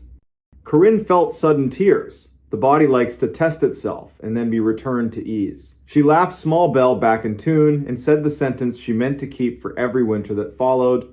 We don't answer the wrong knock at midnight. We count it. We name the hour. We call the people whose job is the porch. And we keep our names warm inside our mouths until morning reminds every room who belongs where. In spring, when the town smelled like wet earth and hope, Corinne swapped the fur for tulips, oiled the hinges, watched the river take its time. In summer, she carried the broken chain link to the bridge and tossed it in. It flashed once small, bright fish and vanished. She stayed to listen to the water write its own sentences, wearing the quiet expression of someone who had been invited to a test, had closed the door gently, and had chosen again to stay. The girl who walked home twice. It was 1930-something. The air smelled like wood smoke and apples. Drizzle turned every porch bulb into a little planet. The high school had cut loose early for the game in Lexington. Band kids fogged up a bus with laughter. Tires hummed along the Maury. Ione small like a willow, tough like one too didn't go. She'd promised her mother Yara she'd be through the door by 2000, no later. The mountain shadow drags night down early in Rockbridge County. Everyone knows that. Pea coat from a thrift store, one button that didn't match, scarf a shade that couldn't pick a side between green and blue, hand knit by her aunt. Everyone knew Ione. She worked mornings at the bakery on Nelson Street, slipped the paper through Mrs. Kemp's slot at the White House with the red door, could identify every dog in 3 blocks by bark alone. Her father, line cook, cereal kitchen quitter, had left in May. The kind of leaving that makes a clock too loud. Ione had sworn, with a 16-year-old's fatal sincerity, I won't be that kind of gone. At 1940, she waved off her best friend Wren at the feed store corner and ducked into the drizzle, taking her usual 3-block shortcut, hardware store. Mr. Ancher, Petrie sweeping like he meant to sand the sidewalk down to Memory Post Office that still smelled faintly of floor wax, then the alley behind the funeral home because, as Ione liked to say, the living cause more trouble than the dead in Rockbridge Hollow. 1952. A guy in a pickup easing off a steep driveway saw that indecisive scarf flash by. 2 fingers up from the wheel, small town salute. 1954, wind rattled corrugated tin on the vacant lot fence. 1956, misses. Kemp stretched her back, peered past a thin curtain, clocked a girl head down, hands in pockets, shoulders squared against the wet. 1958. Yara's porch light burned a little cone in the rain and turned drizzle into strings. 2000. The door did not open. By 2010, Yara was pacing the living room like she was housebreaking a nervous dog. Up slow, back slow. 2022, she called Wren. Surprise, then careful. Yes, they'd split by the feed store. Yes, Ione was fine. And there had been a man at the vending machine, Marine Corps cap, too new for the face wearing it. 2030. Deputy Rowan Deek knocked hat off, voice steady. He said the sentence every good town cop has to learn. Let us be wrong with you for 2 hours.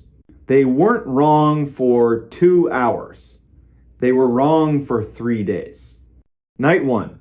Flashlights swept the seam from feed store to front stoop. Same bad gravel by the alley. Same puddle at the sycamore. Same warped funeral home step everyone knows to skip. Drizzle turned into mean rain. 0320. The band bus came back. Windows fogged a different way. Kids fell into waiting pickups. Mothers squinted through wipers. A boy named Ash told his dad by accident the worst sentence. I saw Ione behind the funeral home. She had her scarf. When? Just now. And when he turned to point, there was only rain. Saturday pooled in neighbors' kitchens, coffee, quiet, too many glances at the clock. Sunday, the county air's net droned on the old repeaters. Negative contact. Monday morning, the school band played half a shade slower in the auditorium. The principal looked 10 years older when he lifted his head. At 16:20, that gray Monday, headlights smeared along Route 11. Mrs. Kemp phoned Yara. Yara ran. Mrs. Kemp, who hadn't run for anything since 1989, got there on ring 2, breathless and unpoetic. She is on your porch. Ione stood under the porch light, hair slicked flat, scarf dark with rain, coat buttoned wrong, hands in pockets, eyes bright in a way the sky hadn't earned. The bulb made a perfect oval on the boards, like the house had been waiting for its mark. She blinked once, slow, smiled, small and real. The exact smile she wore, setting a cinnamon bun on a plate like a promise. The sound Yara made porchwood still remembers it. Hands to her daughter's face. Sweetie, why did you make me wait?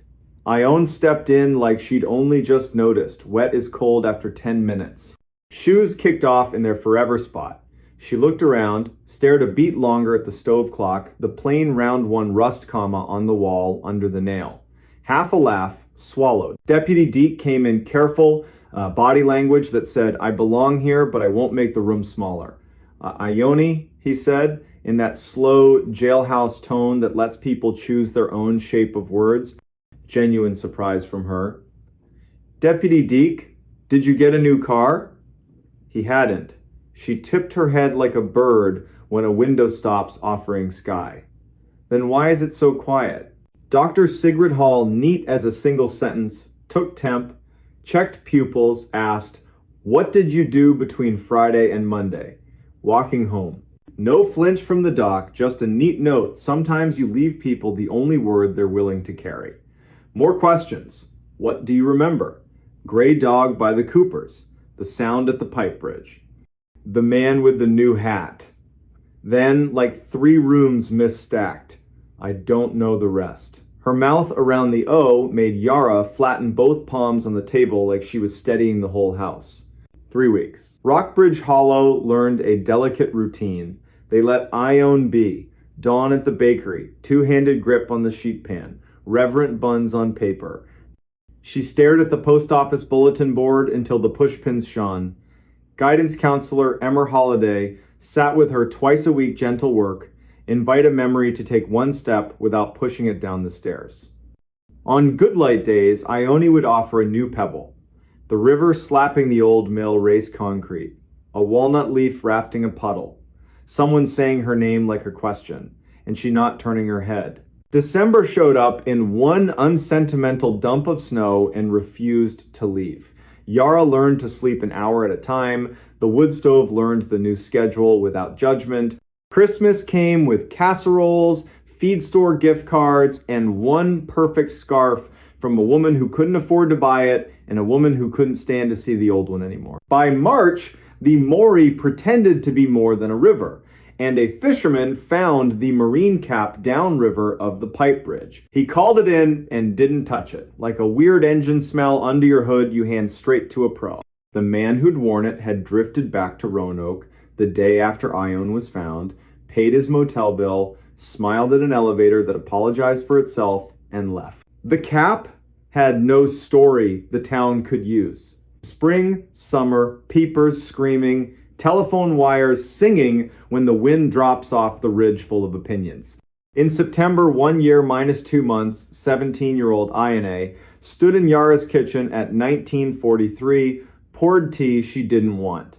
Tired in a way sleep can't fix.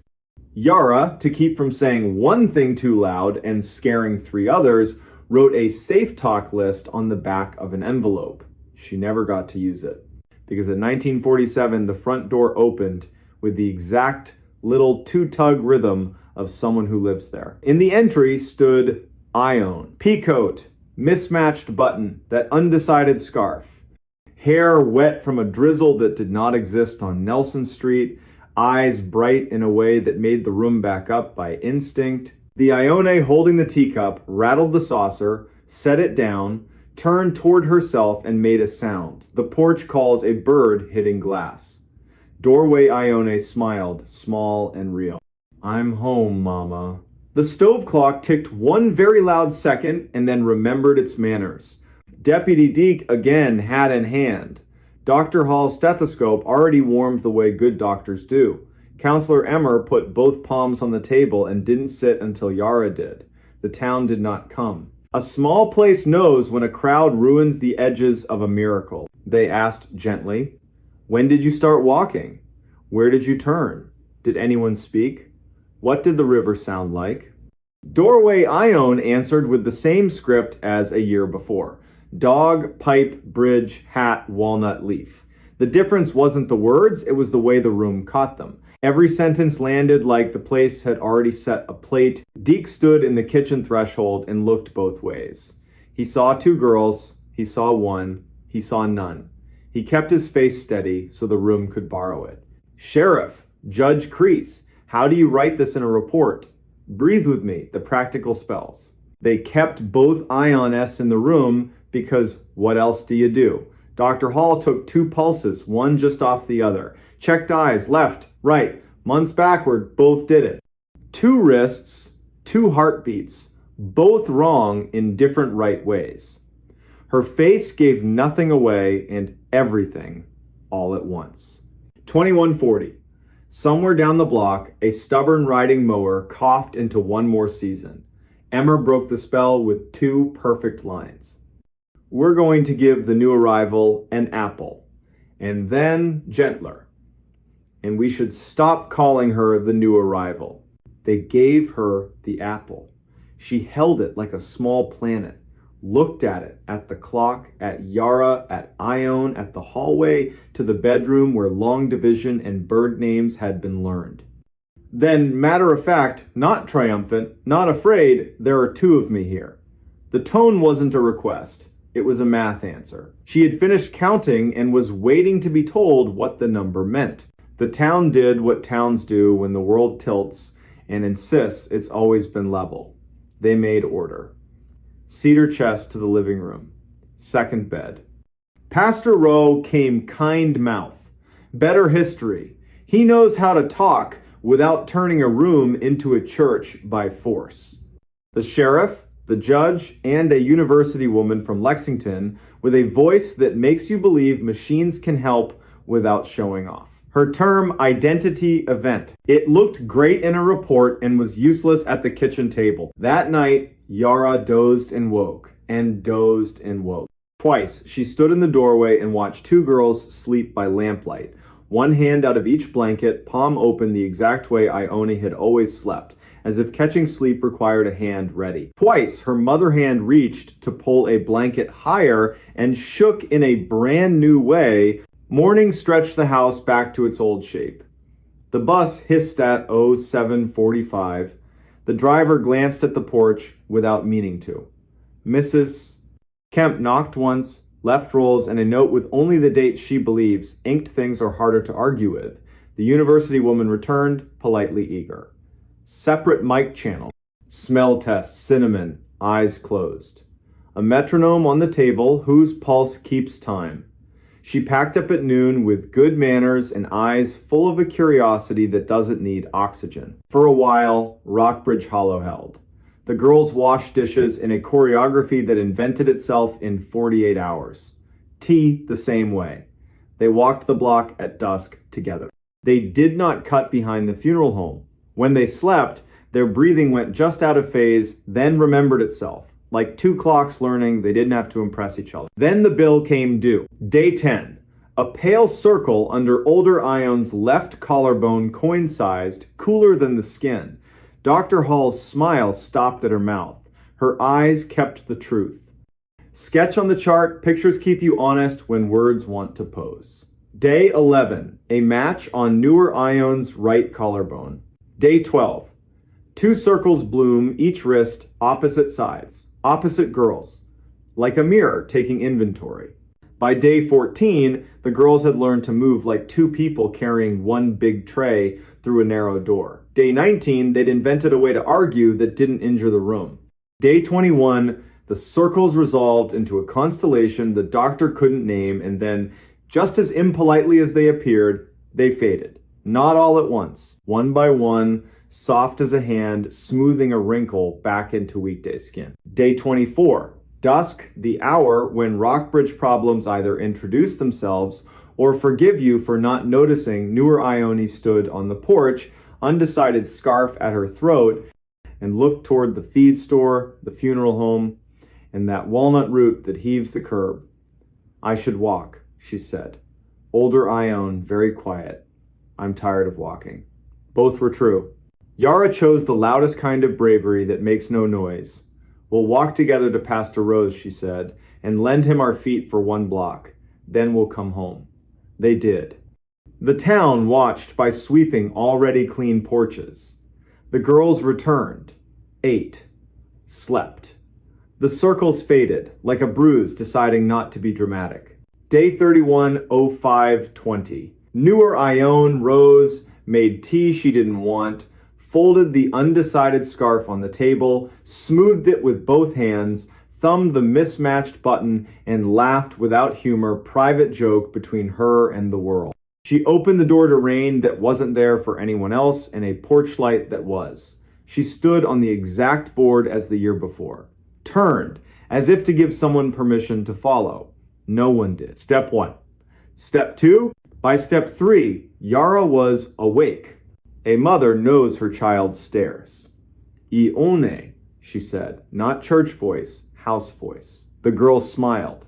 I am going home. She stepped into a drizzle only she could feel.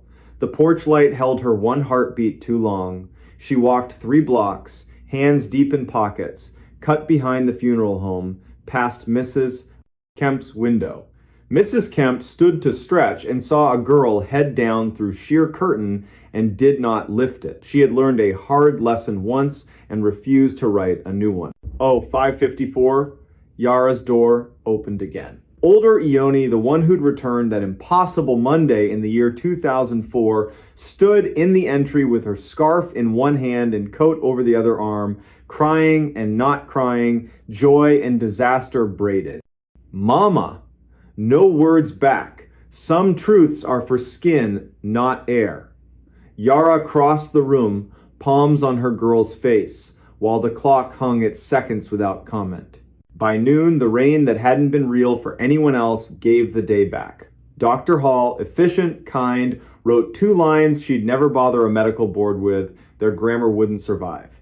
Older Ione, warm, steady pulse, lesions fading, appetite back. Newer Ione gone. Pastor Rode delivered a casserole he hadn't cooked. He's learned how to honor offerings without stealing their credit. I don't know what to call the second walking, he admitted, voice low. The first wasn't a trick. The last wasn't a theft. When the porch asked for a witness, they gave it one. That was right. Weeks stretched. The house learned gratitude without building a festival around it.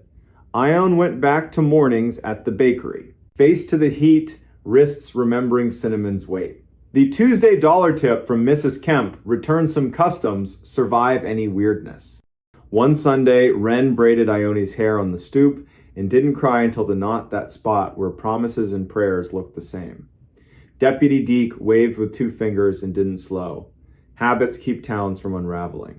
Sometimes in late fall, when the walnut drops a single leaf onto a puddle and the river at the pipe bridge sounds like the old mill remembering. People here say, without moving their lips much, that they saw Ione walk home again. They don't mean a ghost. They mean a woman carrying her own shape through weather that didn't deserve a name, and for 15 sidewalk steps they felt porch lights turn on in their chests and were kinder to their own breath. Years later, one Sunday in the year 2019, Ione worked the bakery counter with her daughter, on her hip, hair loose because the day hadn't asked for more. A stranger out of state ordered a coffee and said it the way outsiders do. "Are you the girl who walked home twice?" Ione looked at him, then at her daughter, then at Nelson Street drawing its honest line toward the river. I'm the woman who did her best in Rockbridge Hollow, she said, kind, firm. The stranger made a sound halfway between sorry and disappointed and took his coffee to go. That night, the porch light over Yara's door hummed like it has for 15 years. Little transformer in a housing that outlived storms, bulbs, and one remarkable season. Walnut leaves fell in 2s and 3s. The stove clock kept obedient time even after time had misbehaved.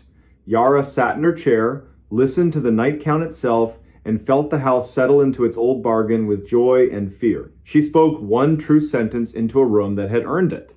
My girl walked home. My girl walked home twice. The recording that should have never been played. Late September, 2013. Central Kansas. Wheat laid flat by wind that came off the prairie in long, mean sheets. The Sumner County Historical Annex, an old brick co-op turned archive, sat there taking it.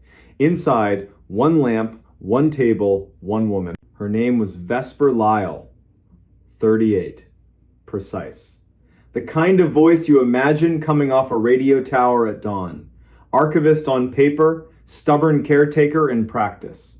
That night she stayed late because the road crew dumped a pallet of boxes from a foreclosed farmhouse north of Caldwell. Ledger books, seed catalogs, Polaroids gone to ghosts. Then the fourth box, wrapped in a green bath towel, gone gray at the edges, a shoebox cassette recorder, handle cracked, church label on the underside, bruised purple from age.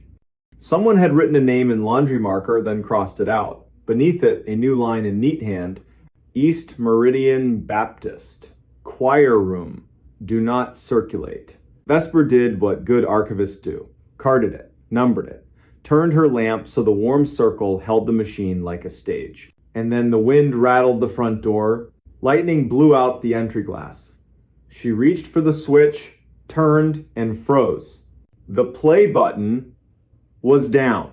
The reels were crawling, lazy, stubborn, as if the tape was heavy with whatever it was about to make the room remember. Vesper crossed the floor, pressed stop. The button fought her like it'd been glued in place by time. The reels sighed to a halt. She laughed once, no humor in it, locked the thing in a steel cabinet at her feet, and called dispatch. Torenhovel answered, midnight voice. She told him about the storm, the boxes, the busted cartwheel. She did not mention the recorder. People who work nights don't invite extra work into a room. At 7:58 p.m., the rain came sideways, overheads dipped, then died. Her lamp fizzled off. The building went aquarium dim under the exit signs. She pulled the flashlight, swung the beam to the cabinet. The door was open. Inside, the play button was down again, the spools moving, barely. A hiss rose, grain by grain. Then the human room hum like heat caught on ribbon decades ago.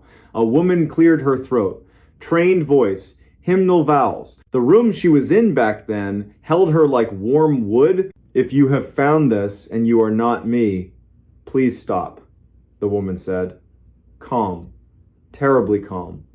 This is not for you. This is for my own coward heart, to replay until I change. Vesper did not move. Rain hammered, then softened. The voice kept going. My name is Vion Hargris, East Meridian. Thursday evening, late 2003. After choir, the hour when pews stop pretending and exhale. I put this recorder on the piano because I cannot trust myself with eyes. I'm going to say what I have not said. Then I'm going to the parsonage to hang my shame on the doorknob like a wet scarf. I will knock. I will be who I am without apology. I will ask for mercy like it's not a crime in a town this small. A chair creaked. Somewhere inside Vesper's chest, something old sat up and listened. A second voice joined. A man, lower than gossip, higher than thunder. The sound of someone trying not to be heard through a door. Vion. In the way he said her name lived a whole book. I know, she answered. We are not alone. The tape caught a door. A breath of hallway. A new voice, young, not little, leaned into the recorder. "Hello, Dax," the man said. "What are you doing here?" "My mother forgot her purse," the kid said. "She's in the car, trying not to be angry with you."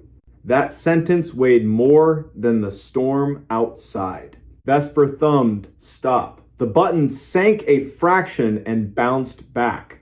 The reels didn't care. They turned. "You can take it," Vion told the kid, her kindness like a practiced skill. Second window. "Tell your mother I'll drive behind you. Tell her I will come talk. Not long, in a way that matters." Footsteps leaving. Door. Wind gone. The room settling.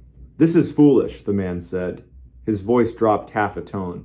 "It's not our job to make the town new. It's our job to keep it from tearing itself apart." "It's our job to be honest," she said. "Every consonant a lit match. If the choir can sing the truth 3 nights a month, we can do it once." Lightning hit so close the annex shook. The beam hiccuped, the tape thinned, battery dying, and then out of that wobble, one more word. "Please." Vesper pressed stop hard. The machine obeyed. The building exhaled. She locked the cabinet and wrote herself a note in block letters. "Do not play again. Call Reverend Ardell in the morning. Ask about East Meridian 2003 choir." She tucked it under her thermos lid, swept the flashlight once across the blind faces of 100 yearbooks, missed the cabinet easing open, missed the tired spring choosing itself in the dark. Morning. Sky scrubbed clean. East Meridian Baptist was the color of unsalted crackers.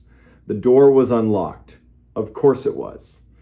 Inside, it smelled like old wood, vacuum belts, and a sweetness she couldn't place until she saw 3 chrysanthemums in 3 vases, each like an apology for being bought late in the season. A woman in a blue sweater crossed the aisle with bulletins in both hands. Maria.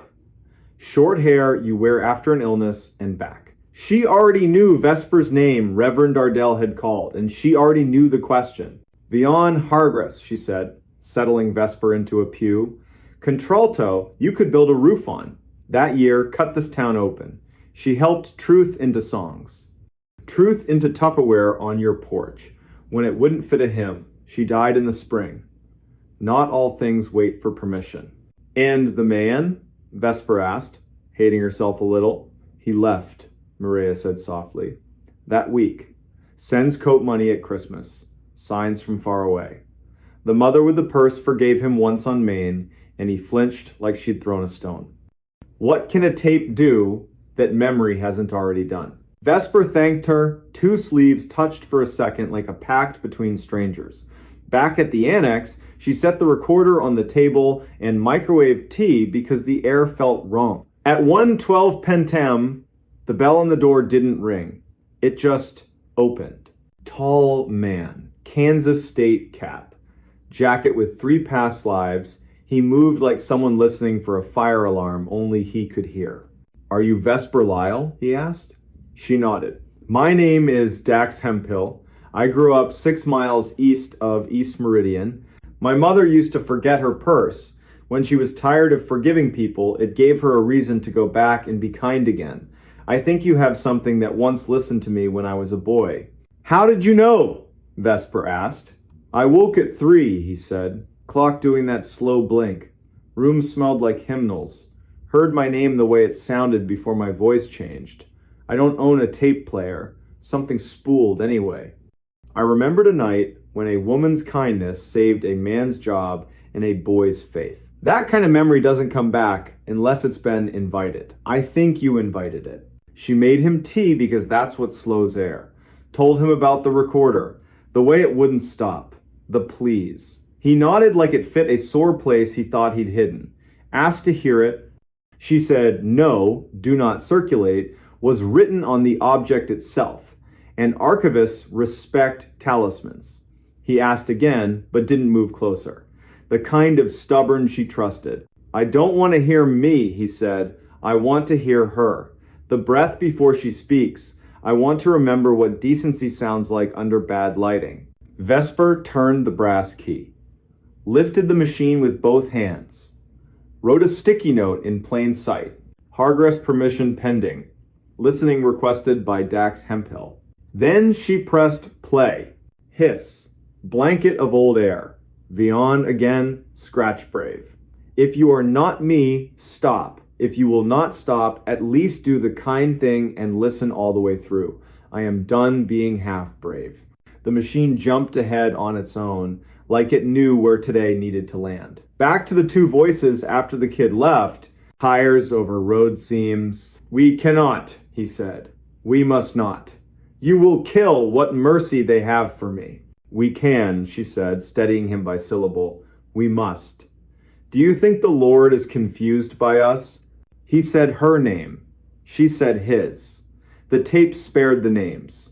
Names belong to kitchens and porches, not cassette spools. The room on the tape breathed wood, carpet, a beat-to-death piano, a hymn board with 4 numbers that looked like a secret only children can't crack. Then a knock, not on the room's door, on the recorder. A tiny mosquito tap, a fingernail keeping a body from saying a big thing. Dax flinched. Vesper's eyes swept the annex. The annex held its breath, the way a building remembers why it was built, to store dangerous things gently. Vesper didn't stop it. Sometimes kindness is letting a sentence finish. Fine, the man said, with funeral tiredness. Fine, we will be what we are. Names in the paper. Second pew, let the looks do their best and fail. We will put our child, he stumbled, then finished. Our child in the nursery when it cries. We will take turns walking it. We will call my mother and tell her the right story. We'll give your mother the same gift. We will be small for a season, then we will stop being small. The piano wood made a sound like grain turning to meet a new angle of attention. A hand set down. Someone breathed, oh. Static braided tight. Speed slid the way old tape does when a gear hesitates. Vion came back one last time, urgent. If you are me, do not be a coward. If you are not me, do not make this a fable and sell it to yourself. This is not a ghost story. This is how to live. Click. Silence put its palms on everything. Shelves redrew their edges. Pencils remembered their jobs. Outside, the storm was now just damp behind the clouds. Dax covered his face with both hands. Vesper looked at the machine and thought of cellar jars with masking tape dates opened when the garden forgets its name. She hammered stop until stop decided to be true. Then came the work. Permission to request. A call to a woman 3 counties over who still carried the Hargress name and who, when she heard, said she had been waiting for that tape the way Valley people wait for apricots in June. Restrict access. Update the finding aid. Replace the sticky with a letter. And for 1 minute, they let the room have them. Archivist and stranger. Woman and man. 2 people sitting still, while an old backbone straightened inside a machine. Word got out anyway. It always does. Pickups. Break rooms. Space heaters. The story got wrong fast. A curse. A warning. A revival. They said it was a tornado siren played backward. They said if you listened at midnight, you'd hear your name the way only your grandmother said it. They said the recorder had no batteries and played all night. None of that was true. The truth was smaller, harder. The recorder played when lonely people stood too close and forgot to tell themselves the truth in time. In November, Torrin at dispatch heard his name, clean as winter, from the shelf with the lost and found bin. He stood up, said his name back out loud, into a room where another human could hear him, and the sound left the way regret leaves after 2 beers and a nap. He called Vesper. She told him to throw a towel over it, like you darken a bird cage when the bird thinks it's dawn. Reverend Nardell came at 2 on a weekday when Sun made long rugs on the annex floor. He asked to listen, cried without apology. Told Vesper he hadn't known back then how to keep rooms safe and people brave, and that the 2 were actually the same. He left a check for the leaky gutter. Memo line for roof. Nothing else. What else could you write? Winter sharpened everything. Spring mud had birthdays, summer made the annex smell like paper and dry lemon peel, Vesper kept working her quiet miracles. She learned what thunder could change and what it could never touch. Late August, the tape did its last trick. It broke. Vesper was there, Dax too. He'd started stopping by, fixing the bad wheel, changing the bulbs nobody's ladder liked, because sometimes people earn comfortable silence after the first hard thing gets said. The machine chewed a loop into its own teeth. Vesper cupped it like a panicked bird. "It's okay," she whispered to plastic and time. "We've got you. We're listening." She had 3 clean copies made on a professional deck in Wichita. Masking labels, fire-safe box, permissions tucked like seed packets, on each in her sharp hand, to be played with consent only. And under it, softer. "Do not use this as weather." On the anniversary of the storm that shoved a box of wrong memories into her life, Vesper sat in the back pew at East Meridian.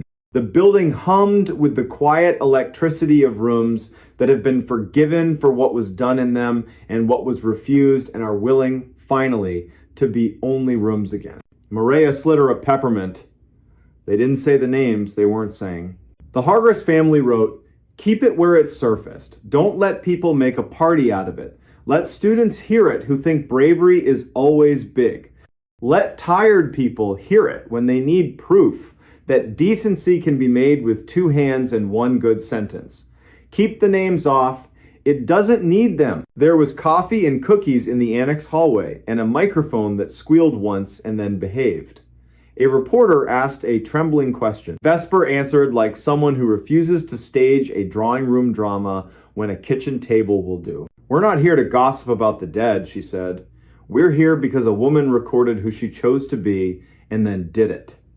That's a civic treasure." The recorder sits now in a clear box so people can't love it wrong. On Saturdays, they ask if it plays by itself. Vesper says, "Only when you stand too close and forget you're alive and allowed to speak." Then she hands them a pencil and a form and teaches them how to leave something worth keeping for the next bad night. If you drive east out of Caldwell in late September and the sky bruises again, you might see a single lamp in one window. You might open the door, hear the chime, and breathe a room that smells like paper and patience. You might notice a soft hiss from a machine that retired from magic and kept its dignity. 2 people at a table, one with a pencil, one with a small wrench, bent over a ledger. You might understand why the recording should never have been played, and why, since it was, the only right response is to live in a way that won't require another like it. When the rain finally tears free, it will be loud and brief. Gutters will try their best. The annex will settle deeper into its foundation. On a shelf in a locked box, a cassette will keep its peace. And in 100 kitchens and a dozen sanctuaries, voices will go on doing what they were built to do when they belong to bodies willing to be ordinary and brave. They will say, "Please."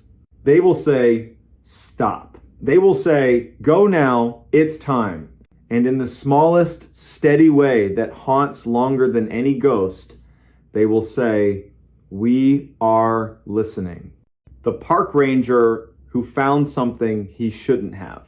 In 2019, on a wind-bitten Wednesday in late February, deep in the Texas desert where the land is so wide it makes your chest feel small, a park ranger found something he was never supposed to find. It did not glow, it did not scream, it just hummed soft enough to doubt, old enough to be dangerous, and patient enough to wait 40 years for the right set of hands. Before we begin, tell me, where are you listening from? And what time is it there? Big Bend National Park wears weather like a personality. That morning, the sky was the color of porcelain right before a storm, and the first wind rolled over the flats like a bad thought, hard, dry, and full of grit. The Chisos Mountains sat on the horizon like a deep bruise. Somewhere far off, a diesel engine turned in its sleep.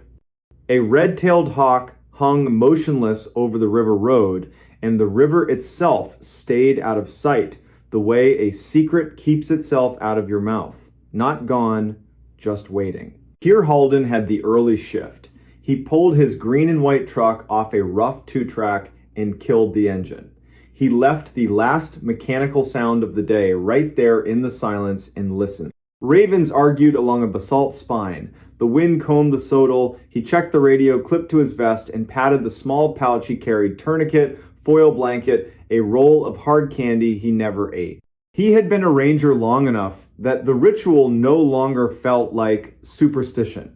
It felt like showing up. Dispatch came thin, the way winter voices do when they travel far. Calm as coffee. It was Juniper Voss. She gave him the entire morning in 3 sentences. 1. A couple was overdue on the Outer Mountain Loop, slow but stubborn, last seen at dawn yesterday.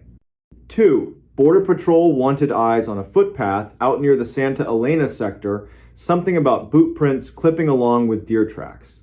3. The odd thing. An alarm squawked from an old USGS box no one had keyed in for years.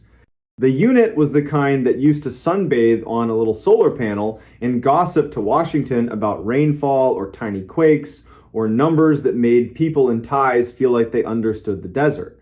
Not a priority. Just weird.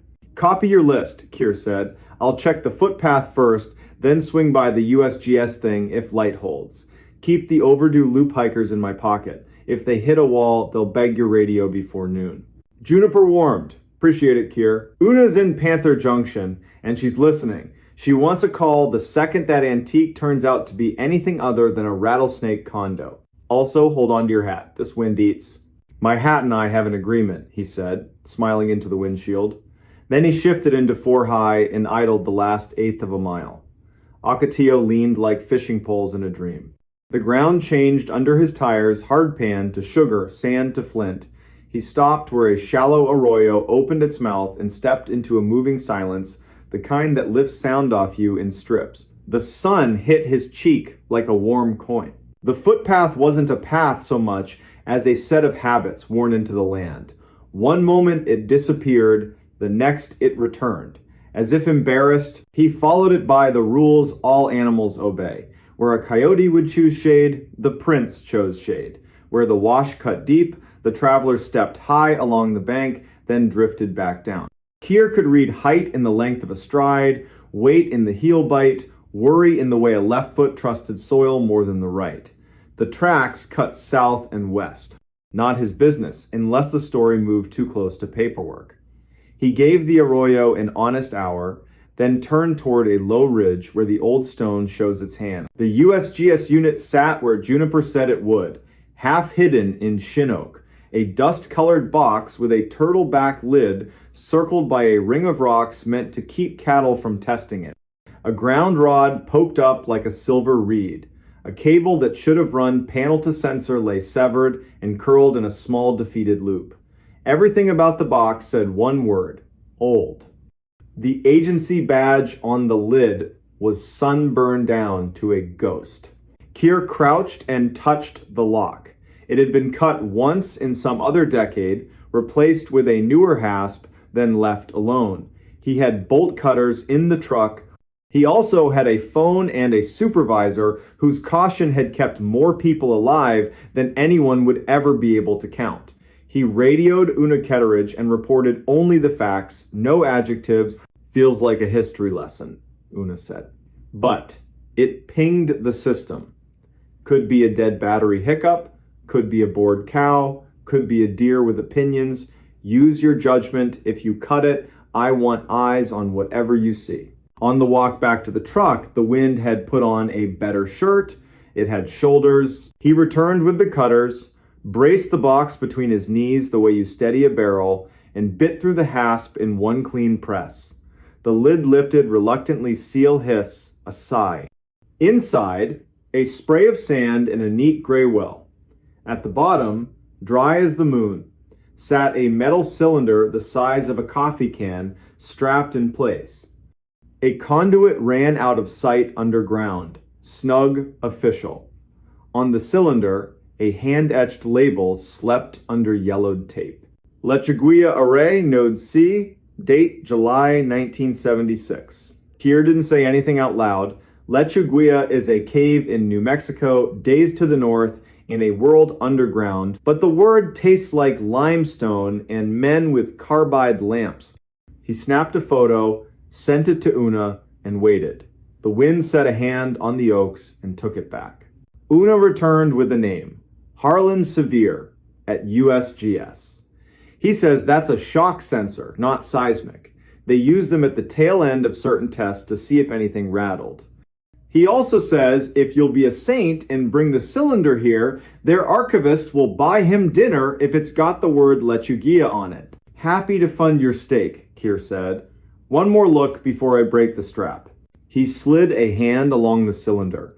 The metal felt cool, as if the sun hadn't mattered to it. His fingertips found a folded paper tucked under the strap. He pinched it free. A field, tag time, weather, who to blame. The ink had softened but held. The name on the tag wasn't one he knew. Ivar Cade. Below the name, replace node C if hum persists. Call Rourke. Keir sent a photo of the tag. This time, Una took longer to answer. When she did, her tone changed the temperature of the room he was standing in. Rourke Delmont used to be a deputy in Terlingua, she said, retired to a house outside Marathon with too many cats and a ham radio. If his number still exists, Juniper will find it under the paper nobody ever looks under. Bring the cylinder. I'll have Juniper patch you through when she digs him out. Before lifting the cylinder, Keir did one more thing. He leaned down, put his ear near the well, and held his breath the way EMT school teaches you to make a room go quiet. He heard exactly what anyone would expect to hear. Nothing. Or, if you wanted to be honest with yourself, the faintest, straightest suggestion of something metallic remembering its job. Not a sound you could brag about, not even a sound you could swear to. Still, he felt it the way you feel a draft in a closed house. He wrapped the cylinder in a blanket and set it behind the truck seat. The wind decided they were partners now. On the drive to Panther Junction, he kept his hands loose on the wheel while his brain ran two lanes, one labeled hikers, one labeled hum. The radio whispered, then cleared. Juniper. And then another voice riding in on her line, dry, amused, patient, like a man people invite to funerals because he won't make it about himself. You found something that used to pay my salary, the man said. Rourke Delmont, please tell me you didn't open anything that says do not open. I don't drive after lunch. Keir told him the story from the top. Rourke told one back.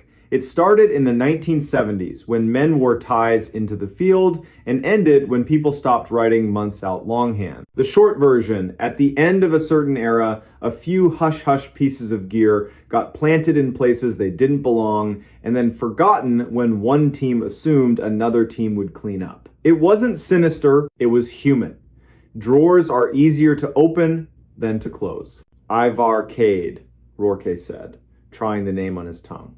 He was a tinkerer, listened to ground like it had opinions. He had this thing about humming.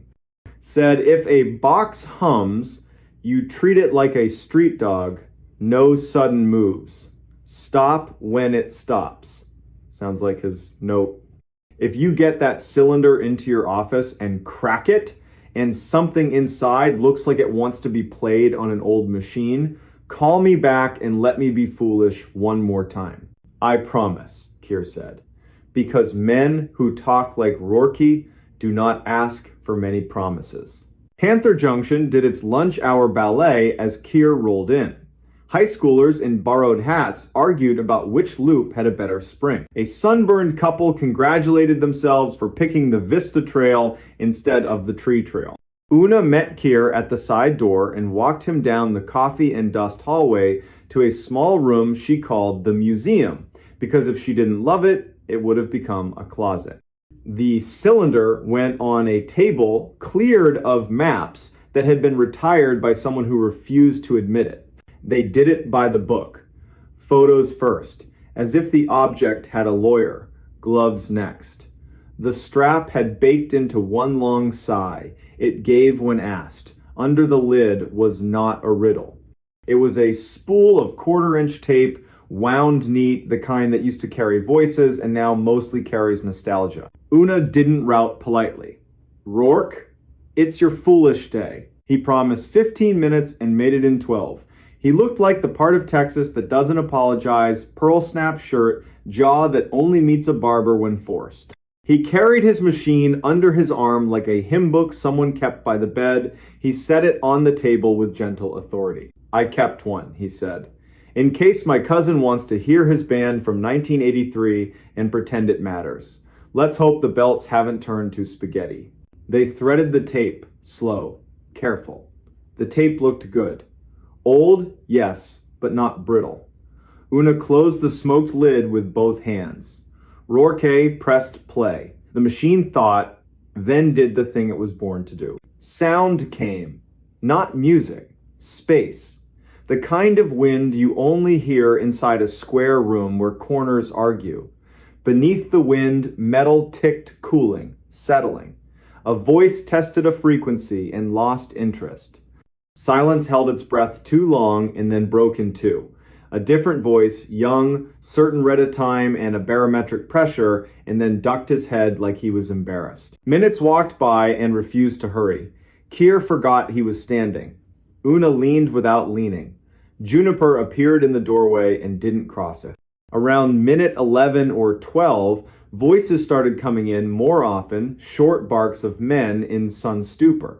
They tossed numbers back and forth. Then the numbers stopped, and something in the room with them tried to take the speaking away. "Do you hear that?" the young voice said, pleased and uneasy at the same time. "That's the hum. It's not in the wires. It's under me." Rourke leaned in. The belts made a private adjustment. A long, thin sound slid up under everything, like someone dragging the flat of a blade across piano wire. You could hear the tape hesitate, then pull itself together and keep going. There was more jokes about coffee that wasn't a man saying lunch like it was a destination. The young, certain voice, again, not yet, and later, now. At the very end, after the leader flapped and the machine hiccuped, there came 3 small knocks. Tap, tap, tap. Could have been anything, metal cooling, a knee against a table leg, but the kind of anything that sticks. No one spoke for a while after the reel stopped. Una found 2 mugs. Juniper poured from the thermos she kept for not really emergencies. Rourke lifted the spool with both hands like it was a plate his grandmother would notice if he chipped. "What exactly did we just hear?" Juniper asked finally, not demanding an answer. "Somebody hitting the sensor lid? A can rolling across the floor? Why do 3 little taps make 3 people look at each other like we just heard a prayer said backwards?" Rourke answered the tape. "If Cade wrote that tag, and if the wind outside doesn't mind me being honest, I'd guess he heard something he decided was not wind, not gear, and not cattle. If he thought it was a hum, he would do what he always preached. He'd keep his mouth shut, he'd count. He'd refuse to answer. He taught me that when we worked a roadside call box that wouldn't stop ringing on its own." Juniper smirked a little. "Do we have to file a report that uses the word haunting?" "We have to file one that uses the word found," Una said. Maybe returned. Anything else lives with time. The day pushed back into its chores. Rourke took the tape to his truck and swore he wouldn't play it for anyone who owed him money. Keir signed the chain of custody with a flourish just exaggerated enough for Juniper to roll her eyes and accuse him of showing off. Then he stepped back into a heat that had moved 1 shade higher. He still had the overdue hikers in his pocket. The river would throw a cold ribbon across their route. The front would stand up and try again by dawn. 2 hours later, he found them under a cottonwood, unhurt and mad at themselves, like all healthy overdues. The man's name was Corliss, which made Keir like him for no reason. The woman's name was Mylene, which made him like her for matching. They had underestimated the sun for the 500th time in human history. Keir gave them water, change the rhythm of his sentences so they could cover their pride, and walk them back with a conversation about birds that let everyone keep the day. By the time he signed off from Juniper, the sky had turned the color of a bruise willing to heal. He drove to his little place outside Study Butte and sat on the step with his off-duty radio, playing a baseball score under a song. An insect flung itself against the porch light, learned nothing, and decided to live anyway. Keir set his boots side by side because the day deserved it. He slept hard and dreamless. Morning came with a sound like someone riffling a fat book. The front finally threw itself across the basin. His phone buzzed at 6. Una. Rourke had gone home, changed his shirt, then changed his mind, and gone to Marathon to pick a fight with the archives. He found Ivar Cade's obituary. 2 lines and a date. 2006. Loved the desert. Survived by nobody. Not the same as alone, but close enough on paper. What followed was a day of strange chores that make up the secret half of a park ranger's job. A woman dropped her keys into a pit toilet at Rio Grande Village, and Keir recovered them with a coat hanger and a moral crisis. A Mexican Jay picked not 1 but 2 sandwiches off a truck bed and strutted into a mesquite. A man cornered Keir at a trailhead to ask, with pure sincerity, where the dinosaurs sleep at night. By late afternoon, the front was empty and the air could remember how to be clean again. Without planning it, Keir's truck found the 2-track, then the ridge. He didn't expect the stand of oaks to look guilty. He didn't expect to kneel beside the empty USGS box and feel right behind his breastbone the desert's particular permission, the one that says you can stay if you keep your voice small. He put a palm on the metal and counted to 10 without breathing. Then he exhaled and counted to 10 again. A raven landed behind him and made a single rude comment. Keir laughed, surprised by his own sound, and turned as if he'd given his back to the wrong thing. The raven hopped, decided the joke had landed, and went back to its schedule. Keir wiped his palms on his pants and told the box out loud that it was not an afterthought. Then he walked back to his truck. That should have been the end of it. It wasn't. 2 miles down the road, the radio jumped in a way that made Keir grab the volume out of pure goodwill. Juniper again, voice controlled, verbs undecided. Bringing you an incoming, she said. I have a caller listening to an old field tape on a machine in his truck. He would like you to meet him at mile marker 23 on the Marathon Road and decide if he should stop. He says please twice. I believe it's Rourke Delmont. On my way, Keir said, because you don't let a good man have an embarrassment alone on asphalt. Rourke's truck waited on the shoulder like a patient mule. Driver door open. The little tape machine sitting on the seat where a person would be. The reels turned greedily. They didn't ask for much, just power and a little faith. Rourke kept one hand near the brake lever and the other on the wheel, like he might have to drive the whole arrangement away from something you can't swerve around. It's nothing, he said as Keir approached. Wind in a different hat. Men I used to be, saying numbers the way sunburned men do. And yet, listen to the part that pretends it's not there. They listened. Under the wind, not behind it, like a floorboard under a rug, a low line had begun. To call it a note would suggest it had manners. It didn't. It was a long idea someone forgot to end. Even the machine grew cautious, as if its belts could feel the shape of the room that tape had once been in. On the recording, the young voice spoke again. Careful this time, do not answer it. If it chooses a rhythm, let it be a rhythm without you. Rourke clicked stop with his knuckle. The truck filled back up with honest air and the faint smell of old foam. He was a crank, Rourke said with affection. Cade. He liked to say there are only 2 kinds of people under the sky. The ones who answer first and the ones who listen first. Then he'd pick which one to be like he was changing shirts. He loved seeing what the world would do if he made it take the second move. Why here? Keir asked. Because I'm old, Rourke said, and I'm practicing telling a story to the place it happened. So Keir let an old man stand with his truck and his tape and his empty road and practice, while the light thinned and the Ocotillo leaned into evening. The next week, life returned to practical. A coyote watched Kier eat his sandwich and didn't complain when he got none. A bus full of fourth graders sang a prickly pear song until their teacher begged mercy. The tape traveled to Fort Collins in a box with 3 labels and enough bubble wrap to outlive all of them. Harlan Sevier wrote an email full of thank yous and jargon that made gardening sound attractive. Una allowed the museum to be a museum for 1 more hour. Juniper added a sticky note to her console that said, "Hum in tidy pen." She said it was a reminder. Nobody argued. Spring showed up like a kindness you don't deserve, but take anyway. Wild